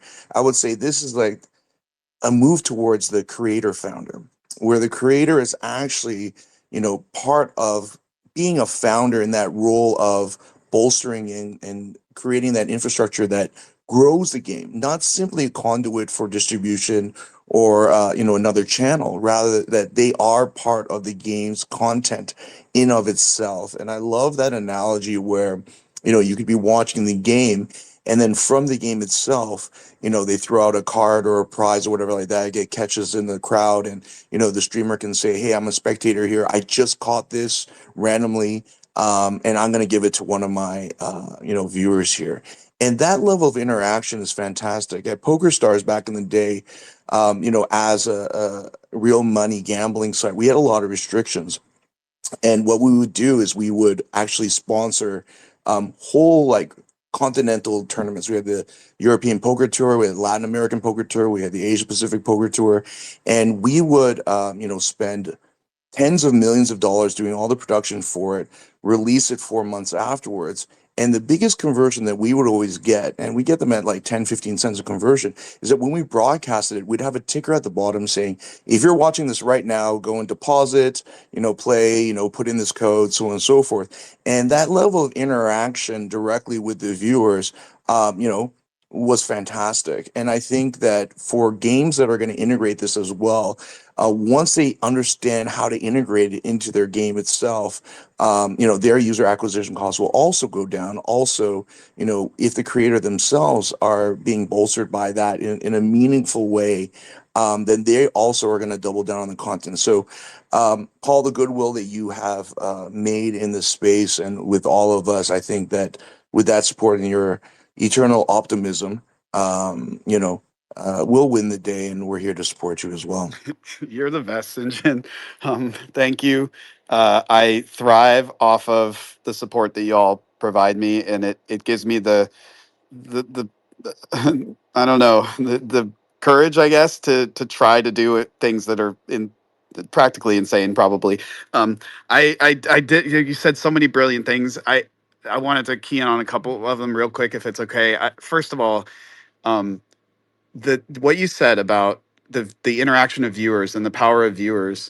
When I talk about this stuff, I heard this on the town hall. It can sound I can make it sound like I'm just trying to be altruistic and like make the world a better place and just add things, and I do, and you guys know that drives me. But I think I would be remiss if I didn't make the clear point that this is a this is for the shared success. So when we started talking about this and we started looking into the economics of platforms like Twitch where viewers are engaging, first we realized, oh my gosh, this is the widest funnel possible for a game, because these people are enjoying a game. They're not even picking up a controller or touching their keyboard. They're literally just got the game running in a window, and they still are engaging with the IP and the product. And some of them end up to become players and convert and spend money. And again, imagine a platform where that stuff can happen live, where a creator can, during a stream, open a store for that game to his viewers, and then get a portion of the revenue coming from the viewers purchasing unique skins that creator has enabled through that game. That's just one example of how that game's revenue can then get into the hands of that creator and community. It's in my opinion, when things like this, if they go well and when it happens correctly, then the platform that the network effects that it drives to the products ends up creating an unfair advantage for everyone involved, right? The creators end up being more successful, but just like you were saying, Sinjin, that then makes the games more successful, and which leads to more creators because they're able to take more of their time and money and spend it on that game and their communities, which then makes the games even more successful. And you get this network effect which has exponential outcomes, and it creates an unfair advantage for the games and the products and the creators who are using that. Usually in these moments is when new stars are born. This is when new creators emerge out of nowhere, and suddenly they're the biggest creator ever, and they came out of Web3 or they came out of some game nobody had ever heard of. This is where you get or you can get, like what happened in mobile, the kings and the supercells that were suddenly bigger than the biggest publishers in the world, and because they got there first and they did this disruptive thing. So I yeah, that's fundamental to what we're doing. It's not just about it really is about sharing that value and creating that successful, like I said, virtuous cycle between us, the game, this network now with thousands, and the creators and the communities. The other thing is, you mentioned creator as founder, which I love, and you mentioned esports. I intentionally have to hold myself back because I don't think I should use the word esports in the same sentence or spaces when I talk about Wildcard. Esports is a label that our community puts on a game, not us. And if we're blessed to have our community decide that Wildcard is worth being an esport, great. But the reason I brought it up is because I wish I could. I wish I was there. And in my head, I live in the future where Wildcard is a huge success and it is a popular esport like Age of Empires is. And in that world, the Thousands Network, what it empowers, like you said, competitors, pro gamers are just another form of creator. We don't tend to think of them that way, but that's what they're doing. They're using the game to entertain audiences by being a pro gamer. And and so sharing in that success and allowing pro gamers and pro gaming teams to be more successful, we have been connecting with those folks over the last couple of years, and it's the same story we hear when we talk to streamers. They wish they could do it more. They wish they could be more successful at it. They wish especially that the people who aren't in the top 1% of the best players could still have a successful career out of being, a farm team, out of being a rec league, there's so much potential there, and that's really something we're excited about for Thousands. But until we have a game that people are saying that's an esport and it's running on Thousands, then you'll hear me talking about that a lot. But the last thing I want to say is go look at a streamer called Doug Doug. Doug Doug is doing some amazing things on Twitch. The reason I mention them is because you talked about, Sinjin, that funnel and how engaged viewers get. And Doug Doug is to me a premier example of engaging the audience and turning the audience into players on a stream. And as soon as you see that happening and you realize, wait a minute, the audience of people tuning in are themselves content creators on this stream. They are bringing value. Then suddenly unlocks this idea that, wait, so that means that they're driving success to the games too, that they should participate. They're contributing to the value of that entertainment and should also be able to share in that value, not just the content creators, even the viewers who are leaning forward and engaging. And of course, on a platform like Thousands, they can do that to a level they can't do on Twitch. On Twitch, they can spam chat. On Thousands, they can literally affect the game. They are seen in the arena of Wildcard, which if you go watch that video, you'll see. Okay, sorry, thank you. No, you're good. And what you're saying, Paul, reminds me a lot of like, funny enough, this might be a weird comp, but like, if you guys don't know who like the Savannah Bananas are, and how We are yeah, obsessed with the Savannah Bananas. okay, yeah, and you can't get tickets. Like, I'll skip the read a couple articles on like the success of the Savannah Bananas, but you cannot get tickets because fan engagement has been such a powerful tool for a spectator sport, baseball, that is otherwise like really hemorrhaging its viewership, right? But meanwhile, this super obscure thing started and it engaged fans as part of the game, and it's blown up and it's one of the biggest things growing in sports right now. We have to get through these next couple of hands pretty quick, so we'll give you guys a 30 seconds each or so. We'll go Alex and then Maria. Go ahead. Yeah, I'll be fast. Paul, really hope you have all the success. Want a crypto native solution here to rise to the top, but do think you're literally insane. You have to be insane to actually change the world. I'm curious to see what your talent acquisition strategy is for actually getting content creators on your platform. We've seen really, really big swings at this from people like Microsoft and Mixer, YouTube Gaming as well, Kick, where they have a lot of money to throw at established creators. They'll pay them to do exclusives on their site for a while, but after those exclusives run out, just like play to earn, streaming to earn, once those incentives are gone, they leave as well. So excited to see how you approach both the crypto native content creators as well as established content creators to get on the thousands. God, that's such a good point. And by the way, we talk about this all the time internally because we were working with Microsoft when the Mixer thing happened and when they splashed, I don't even remember what it was, 10 million, $100 million on Ninja or whatever. So the answer to that question is our strategy is to do the literal opposite of that. And it doesn't mean that we won't have some signature deals that I'm sure we'd be willing to do, but we are entirely focused on the tiers below that, the folks who can't get typically signature deals, who are still creating great content and driving great success. And I want to focus all my attention there. Not only is that what I'm more personally passionate about. But I personally think that the answer to that question and where those other platforms got wrong is you actually just have to have features that people need. Like if you're paying people uh, to promote the platform, then yeah, you can get a ninja to show up and like bring a bunch of people. But at the end of the day, if you're not actually providing something that Ninja needs that he can't get on Twitch or Discord, he's gonna leave. That's never gonna hold up. So our answer to that is simply to focus on solving the needs that we all, I mean, it doesn't even take a lot. Like you guys heard it already on this. My day is filled with now people saying, okay, could your platform please do this? I need this. I struggle with this with my Discord. I struggle with this with my Twitch channel. And our strategy is just to solve those needs, address those concerns, build the platform that those folks need, and then let it grow that way. Yeah, not to go back to baseball here, but in Field of Dreams, they said, "If you build it, he will come." So take us to promised land, Paul. Maria, go ahead. Yeah, congrats, Paul, Katie. Also, congrats to Blake and Peyton for joining the team. We're looking now at the younger generation, so not Gen Z, the gen that comes after the Z. It's Gen Alpha. We have one of them. Is it Alpha? Okay, cool. Cool. They're now almost going, taking steps away from technology, getting off dating apps, buying physical books, interacting with people one on one in real life. And so, as you're talking about the vision of thousands, I couldn't help but think, what comes after Twitch? What's the next generation of stepping away from connecting and being a part of entertainment virtually, of being in this chat room, of being in, even as a spectator in an audience?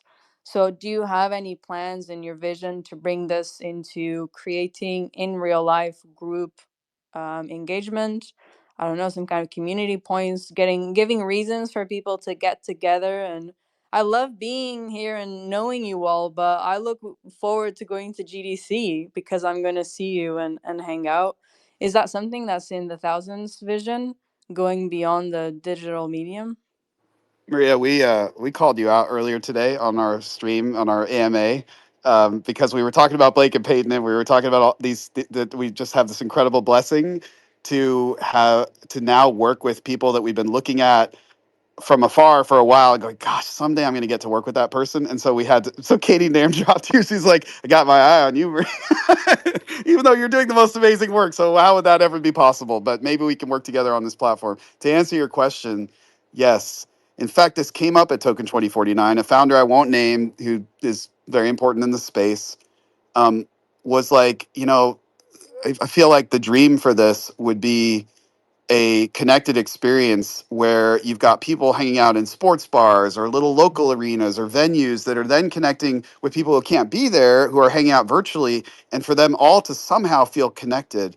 And it gave me chills when that person shared that vision with me, because it's also been in my head. I like I said, our littlest is a Gen Alpha, and I know exactly what you're talking about, and I want to be a part of building a future where the way we say it internally is moving away from parasocial experiences to pro-social experiences. So this can include, and needs to, for obvious reasons, in-person ways that that the platform is literally incentivizing and rewarding people for having those pro-social experiences. It also means, yeah, Katie's messaged me. She's like, oh God, I wish I was there to talk about this right now. She's texting me. It also means that the experiences that we have online on the platform need to fundamentally change. I sure all of you guys have been in a Twitch stream, especially the larger they get, the worse they are, or a Discord stage. It's impossible to feel a real social connection. But one of the inspirations that we've been using this whole time is when we talk about conferences like GDC, and we're like, half the joy of a conference like that is going to some killer panel where you're sitting in an audience quietly while somebody on stage is presenting. But the other half, or more than half of the joy, is the conversation you had in line waiting for that panel to open with the four people around you. And to me, that's the difference between a pro-social and a parasocial experience. And Twitch and Discord and YouTube specialize in creating, especially Discord stages, parasocial, delivering parasocial experiences. But the future is pro-social experiences. And if we have at least been able to move that needle a little bit with thousands, then I'll die happy. So yes is the answer. That's awesome, Paul. Right. Cool. I'm looking forward to learning more. That's amazing.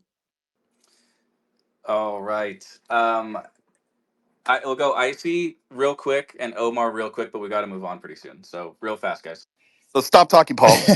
No, you're fine, Paul. No, I just wanted to say congratulations to Paul, and to shout out Katie Drake Bettner in the comments. Very active.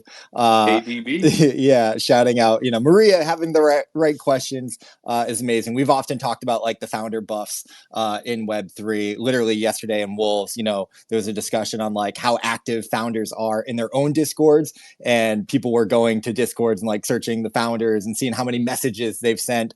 So it's just amazing, Paul, that you're here and Katie's here in the comments, sharing with us today on this big announcement. Speaking to the community, answering questions and all that. But we'll go to OG next. Yeah, I was just gonna say congrats, and when can we test it out? Maybe we can stream the awards directly on the platform. That'd be a pretty cool thing. Have we not already been in your DMs about that, by the way? I mean, we're chatting. Yeah, we're chatting, get my man. hands on it. Yeah, so we are connected to some of the folks that you're connected with that we got to meet at for the first time in person at Toga 2049, and that has led to. So the answer is in the next couple weeks. There's a series launching called Game Nights, which is Wildcard's first debut on Thousands, where people are going to get to not just play the newest, latest build of Wildcard, but play it in this new way and connect with it as engaged viewers and spectators in this new way. And so it's coming in the next couple weeks in October. OG's just out here trying to seal the deal live on stage. You're pretty on the top. Deal sealed. There's the alpha for you, Consider bro. it sealed. You guys do incredible work, and we would love to make that happen. All right, Paul's just sealing deals right now. Paul, I'm gonna DM you too. We apply pressure in 2024. But no, Paul, that's awesome. Thank you for coming and sharing with us. Thank you so much for letting me have all that time, man. Really appreciate it. Absolutely. I mean, they would kill me. They would kill me if I cut you off, Paul. You're taking us to the promised land. But we move forward with the show. This is actually going to be a really good topic segueing off that. But Avalanche has launched a $40 million builder grants program. So, what's the word for the $40 million grants program? I'm going to preface this with an experience I had, but it felt like at Token and Breakpoint, like 99% of the booths just felt like B2B or like SaaS, like infrastructure offerings. And there was almost zero consumer products actually at the conference being showed off.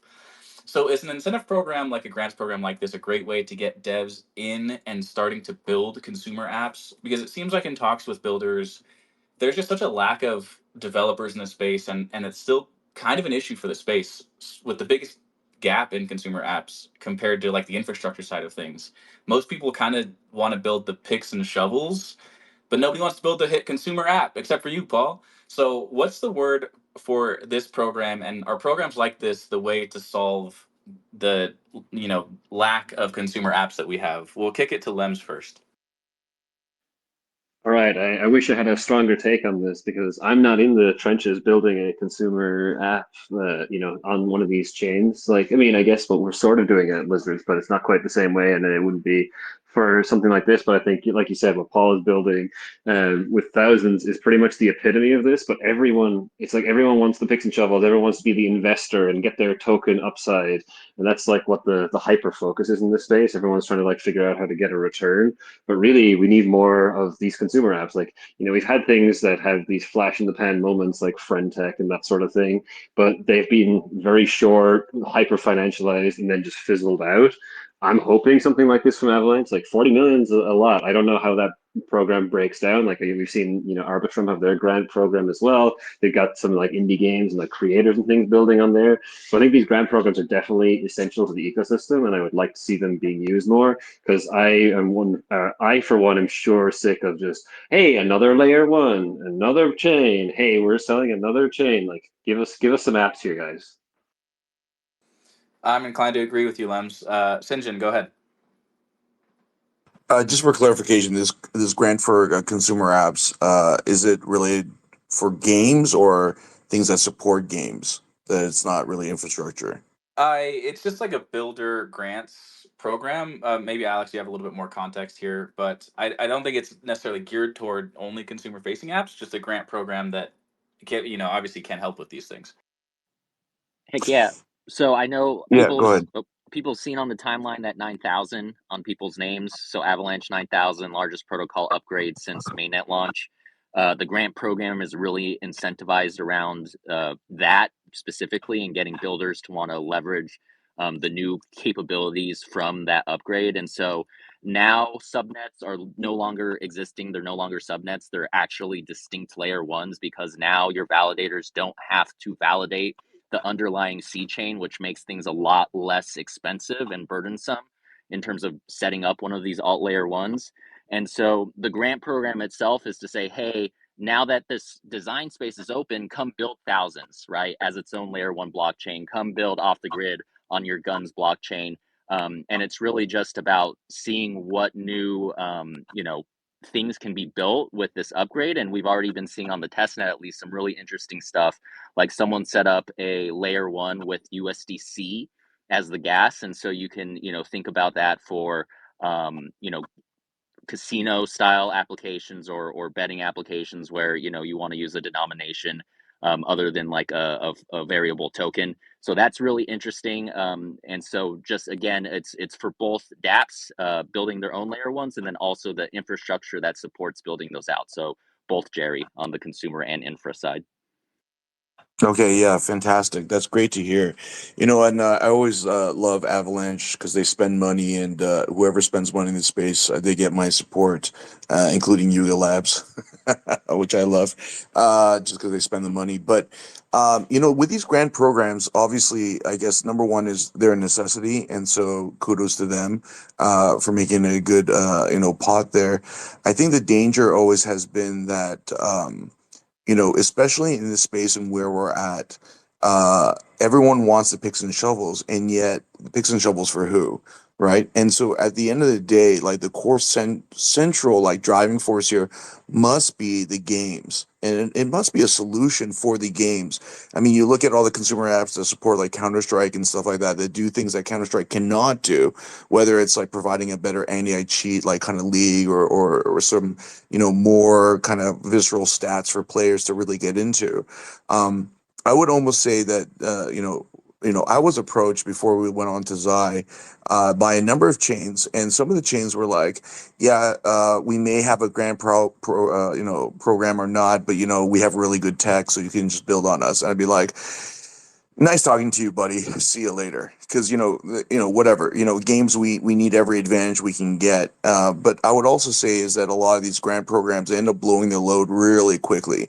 And when that happens is that a grant that's less than 100K, behind all these different like metrics that could either be bought it or they're just impossible to get. It really does nothing, and I understand why that happens is because people want the grants to be used properly, and they don't want to blow their load. But I would suggest this is that if in the application for the consumer apps that are supporting that, they'd almost come in with a partner game.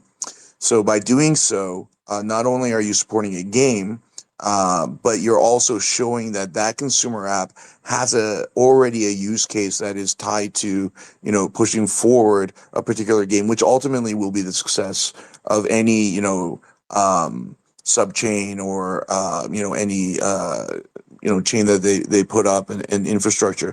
Because I think the craziest thing was that I was talking to a lot of founders of these infrastructure companies and their Y Combinator and all this shit, and they were building out these infrastructure for games, and they're telling me what I need. I'm like, you're such a fucking dumbass. I didn't say that in person. In person, I'm a lot nicer. I don't want to like offend people for no reason. Even if they're a dumbass, they can continue to be a dumbass in their life. I don't give a fuck. But like, how the fuck are you telling me what I need for a game, and you're not even a fucking game developer? You'd never even fucking worked in gaming, right? And you have no idea of the use cases. And so, I think for your grant program, I think you should weight it higher while still supporting games directly, that if they do come in with a game partner already that believes in that vision, that has guidance there, that will go the distance for you guys. Because I do want you guys to succeed. I love you guys. You've been a supporter of Gamify for such a long time. I love everyone in Avalanche that I've met except for Ed. But Ed's gone now, so that's okay. So yeah. Yeah, I love Ed. He's a nice corporate suit. Was that all, Sinjin? Is that what you wanted to leave it off on? Yeah, absolutely. Fuck. Okay, we love you, Ed. Will's on the Starnest account. Go ahead. I mean, that's a tough one to follow. I mean, I think with a lot of these kind of grant programs and on the list of topics today, there was a bunch of stuff about user acquisition and how do you acquire users. And in a way, like as a developer, you have to think, why, what's the benefit to me and the benefit to them of offering out these grants? Like, what are they looking to get out of it? And obviously, Avalanche is a great team. They're doing great stuff, but there's a reason they're giving out $40 million, and it's to drive up action on their chain. And just, when you're going out and, looking for grants and all of that, just, I think a lot of people get, as Sinjin was saying, you want to go out and find your bag, but you also want to go out and find an aligned bag. That's the ideal scenario, I think. And they're a great team. And, they're doing user acquisition for their chain. That's what they're doing. They're bringing devs to the chain. And it's interesting to see how sort of on the dev relations side, we see a lot of these grant programs. And on the gaming side, we have play to earn. And we have paying users to come in and try the game and start the game. Just thought it was an interesting parallel I'd bring up. Yep, I like it, Wills. I like it. OG, go ahead. Yeah. No, I love Avalanche. I think grant programs can be pretty cool if they're done well. I think Arbitrum's a pretty good example of like I mean, it might be a bit more on the like extreme DAO side where everything's like transparent and you can see everyone's like proposals and if they're approved and how much the amount is and stuff like that. It was really fun to like watch creators apply for the Arbitrum like marketing grant. So I think grants can be a great resource. To Sinjin's point earlier, they're kind of viewed as like reasons to hop between chains. So the only thing I'd say as a piece of advice to like teams that maybe are considering this is only really go through with it if you actually believe that this is the right partner for you, because most often than not, if your decisions are unless if you're like in complete desperation, if your decision is purely based on like, oh, there's a financial incentive, I'm getting money to do this, then like once the money runs out, you're really not going to be in the same boat anymore. You're going to be like, oh, I was never really interested in XYZ chain, I just came for the money. And I think it's a bad look in general. Like even if you think it's being opportunistic, sure, but like I think externally to the wider audience, it's a really bad look when you announce Avalanche today because there's a grant, and then like in a couple of months' time you announce Arbitrum because there's another grant, and then a couple of months' time you announce something else. So yeah, I mean, power to the founders and the teams. Hopefully you guys can take all of that Avalanche money, but just make sure that you're gonna stick around. Otherwise, Coop's gonna come for you, and he's not nice. Coop and Parker will come for you. I spent a long flight next to Parker. He will come for you. We talked about grants for part of it. Paul, you're building a consumer app. You're building a couple of them. Do you want to take us home? uh, yeah. Avalanche team is amazing. And I wanted to kind of underline that by saying that part of our strategy with Thousands, like I said, we're going to be talking a lot about it in the coming weeks. It's a decentralized network. It's Web3 to the core, crypto to the core. And so therefore it has a lot of hard decisions to make around like what chain and where and what have you. I will drop the last bit of alpha. Thousands is an Ethereum aligned, Ethereum native protocol platform and network. But because of, at least partly, our work with the Avalanche team and how much we love that team, it has had a direct influence on us building Thousands in a way that is cross compatible with other existing L2s and networks. There are some great teams that are doing amazing work across multiple different blockchains, and I just think that unlocking the real potential here and reaching the most users requires a cross-chain, a multi-chain kind of strategy. At least that's what I'm most passionate about, especially when I think about like the stuff we were talking about earlier, like the power of building for creators and unlocking the success of creators and communities. I think if that's locked behind one chain or one place, it's problematic. And so I've been inspired by Avalanche's vision from the beginning, and so yeah, it's yeah. I guess that's the best thing I could say about it. And that team is that they have had a huge influence on what we've been building, and I think they still will continue to. I can't wait to work with them and many other partners.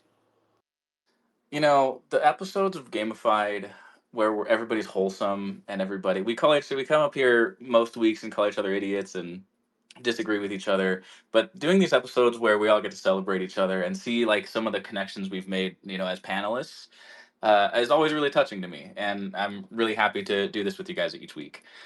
Did you all But think that it would be Jerry hosting a wholesome panel? I wouldn't have called that. I wouldn't have been on my Yeah, bingo I card. just got juked in my mouth after that Jerry I spiel. Oh know. my And he god, really that's tried at the sentimental. front to make it not wholesome, but we yanked it away from him, I guess. I'm still trying to start Sexified. So sorry, Sam. Sam's not here. I'm the captain now. But I think we should vote for MVP of the panel. Let's start with the man of the hour himself, Paul. Who's your MVP today? I have really enjoyed, and it's got, yeah, it would be you, Sinjin, but I've given it to you before at least like twice. So I'm giving this one to OG because there's been hot takes and really loved it. OG, who you got? Yeah, you just made me look bad because I was gonna say you, Paul.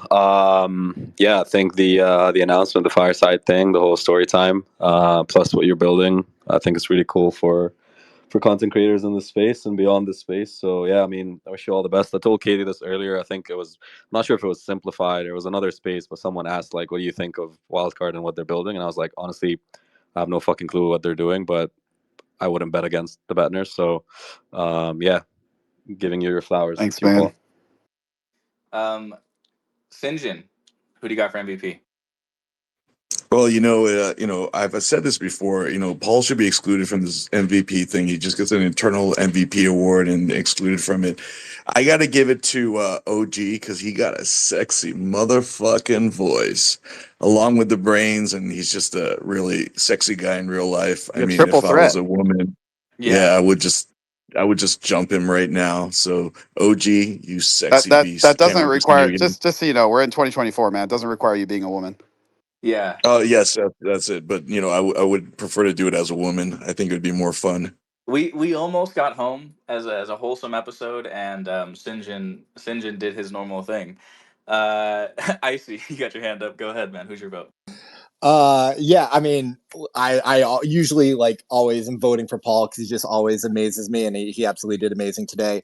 OG, I told him in Singapore, I love it when he comes on the shows. I know he has to stay up to like 5 a.m. For it, which I appreciate, but his perspectives are always amazing. I think he like crushed Monday Simplified. But I wanted to throw my hat in for you, Jerry. Sam's not here, so we can break the rules. Jerry, I think you did an incredible job hosting today, holding it down for Sam, and my vote is for you, man. Fuck yeah, I didn't know Oh, I we could just do puked in that. my mouth again. Yeah, what?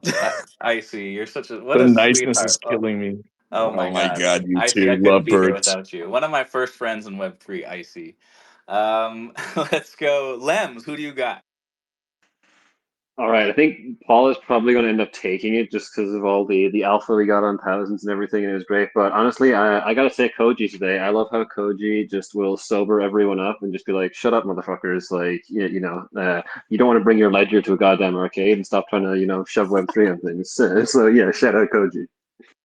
Yeah, and speaking of bringing your ledger to an arcade, Wills, did you bring your ledger to take a vote?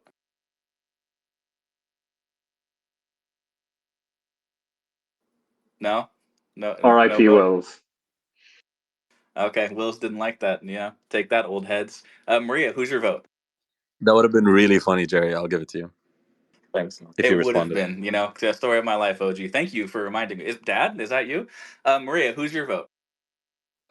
I just want to show Sinjin that I can have a really deep, sexy Oh voice my as God, well. what's happening? Sam, I'm Sinjin. sorry.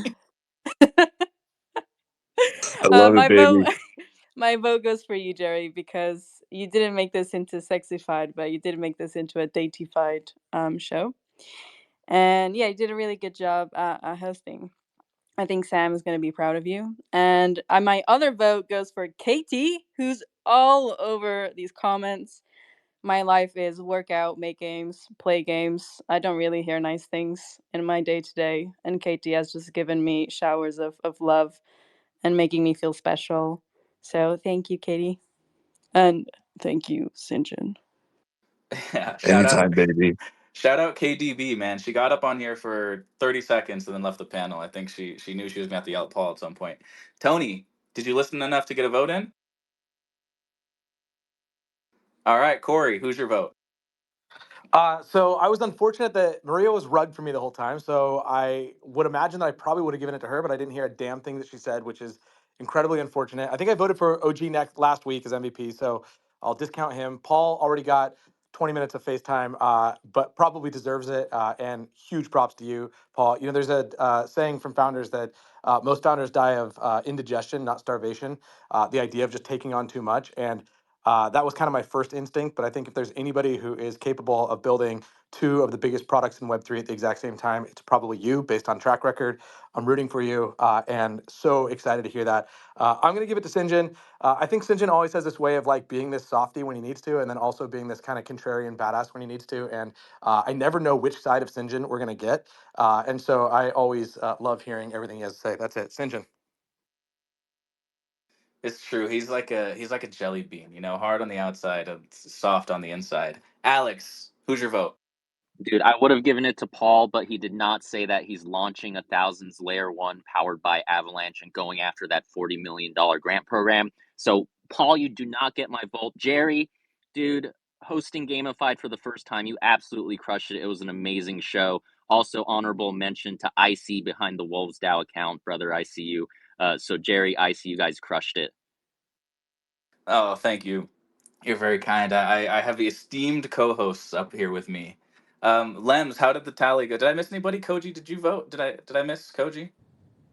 I didn't vote. I'm voting for OG because I also like his sexy voice, and I'm very happy to say that he spent the night in my hotel room at Token 2049. So, for that reason alone, You he's lucky bastard. I've been sleep. Oh my god, two people that Sinjin loves. And with that, Wills, you're emoting, but you didn't respond to the vote. What's up, man? Bring your ledger. Cast a vote. Yeah, I'm gonna cast my vote for Jerry because that was funny, and I'm sorry I ruined the joke. No, that's okay. I double dipped on the joke. I'm known to do that. I'll go back to the well.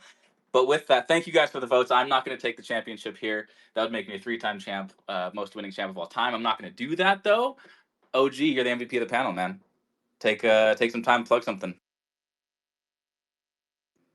How convenient. There's this thing called the Game Awards. If you guys didn't hear about it, it's happening next month in Manila, Philippines. It'll also be live streamed. I was gonna say on Twitch, Twitter, and YouTube, but apparently on Thousands as well.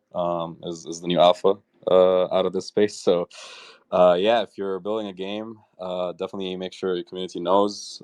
We try to do as much as possible for the game. So there's like a shit ton of I don't know if the number's public, but I think we're like doing something like 5 million in prizes, but it's not like 5 million cash. It's like 5 million in services and grants and products and shit like that. So if you are a game studio that's looking for a little bit of, help on the marketing side or logistics or whatever it is, make sure you do ask your community to show up and support you. It's a nice way to reflect on the year that was. And I think it's also a nice opportunity to suit up and, put on a tie for a change, get out of your boxers, Jerry, and actually have a nice gala ceremony that this place and this whole industry deserves. We've done this for 2 years in a row. Everyone gave us shit, including Peyton, the first, I think, year and a half. But now everyone's kind of like, this is great, let's do it. So I'm happy everyone's finally on board and thinks the games are good enough. So yeah, looking forward to that. And hopefully I can see some of you guys in person. Hey, when you got a body like this, you don't cover it up, OG. Koji, what's up? I also just wanted to give Lems a shout out for enjoying my humor. Nothing strokes my ego more than getting a laugh, so I appreciate that. And I just want to say to OG that if we don't win TCG of the year, the whole thing's a fucking scam. I'm going to send in another acceptance speech without any other sort of speeches and see how that goes. Yeah, fun story. We asked Koji to send us an acceptance speech that's like generic enough because they were nominated for 4 categories, and this fucker just sent, "Oh, it's great to accept Game of the Year. So happy that we could win this." And then he actually won. So, Yeah. Do you not hear him on this panel when we say talk about parallel, and he goes like, let's talk about anything else. So that checks out. Um, Yeah, I mean that's the end of the show. All right. Yes, thank you. Huge thank you to Lems and Icy for helping out. I understand why Sam appreciates them so much. You guys are very instrumental in helping me. Thank you guys for having me. And as we near the finish line of another epic episode of Gamified, it's time to pay tribute to the unsung hero of the show, Avalanche. Avalanche. Why am I echoing? Why am I echoing? I don't know, but it's amazing. I don't Go know, with but it. no, it's not. I hate Oh hearing yeah, here we myself. Oh, it's go. Dramatic everywhere. Avalanche effect. has been this is quietly the perfect revolutionizing way the to game wrap of this roll, up, Jerry. Oh, making Jerry sure was that almost gonna anyone make it. with a vision can turn it into reality with their groundbreaking Avalanche 9000. It's never been easier, cheaper, or more powerful to deploy your own Layer 1 blockchain. Plus, keep an eye out for AVAX Summit in Buenos Aires this October. It's coming sooner than you think. And as we prepare for a smooth landing, bringing today's journey to a close, let's take a moment to discuss the navigational tool that every game developer needs, StarNet, the user acquisition powerhouse from Stardust. In the vast and ever expanding universe of Web3, getting players for your game isn't just a challenge, it's a monumental task. But with StarNet, you've got the equivalent of a hyper advanced navigation system that ensures players find their way to your game efficiently and cost effectively. StarNet is more than just a tool, it's the gravity well that pulls players into your orbit, solving one of the most critical problems in Web3 gaming.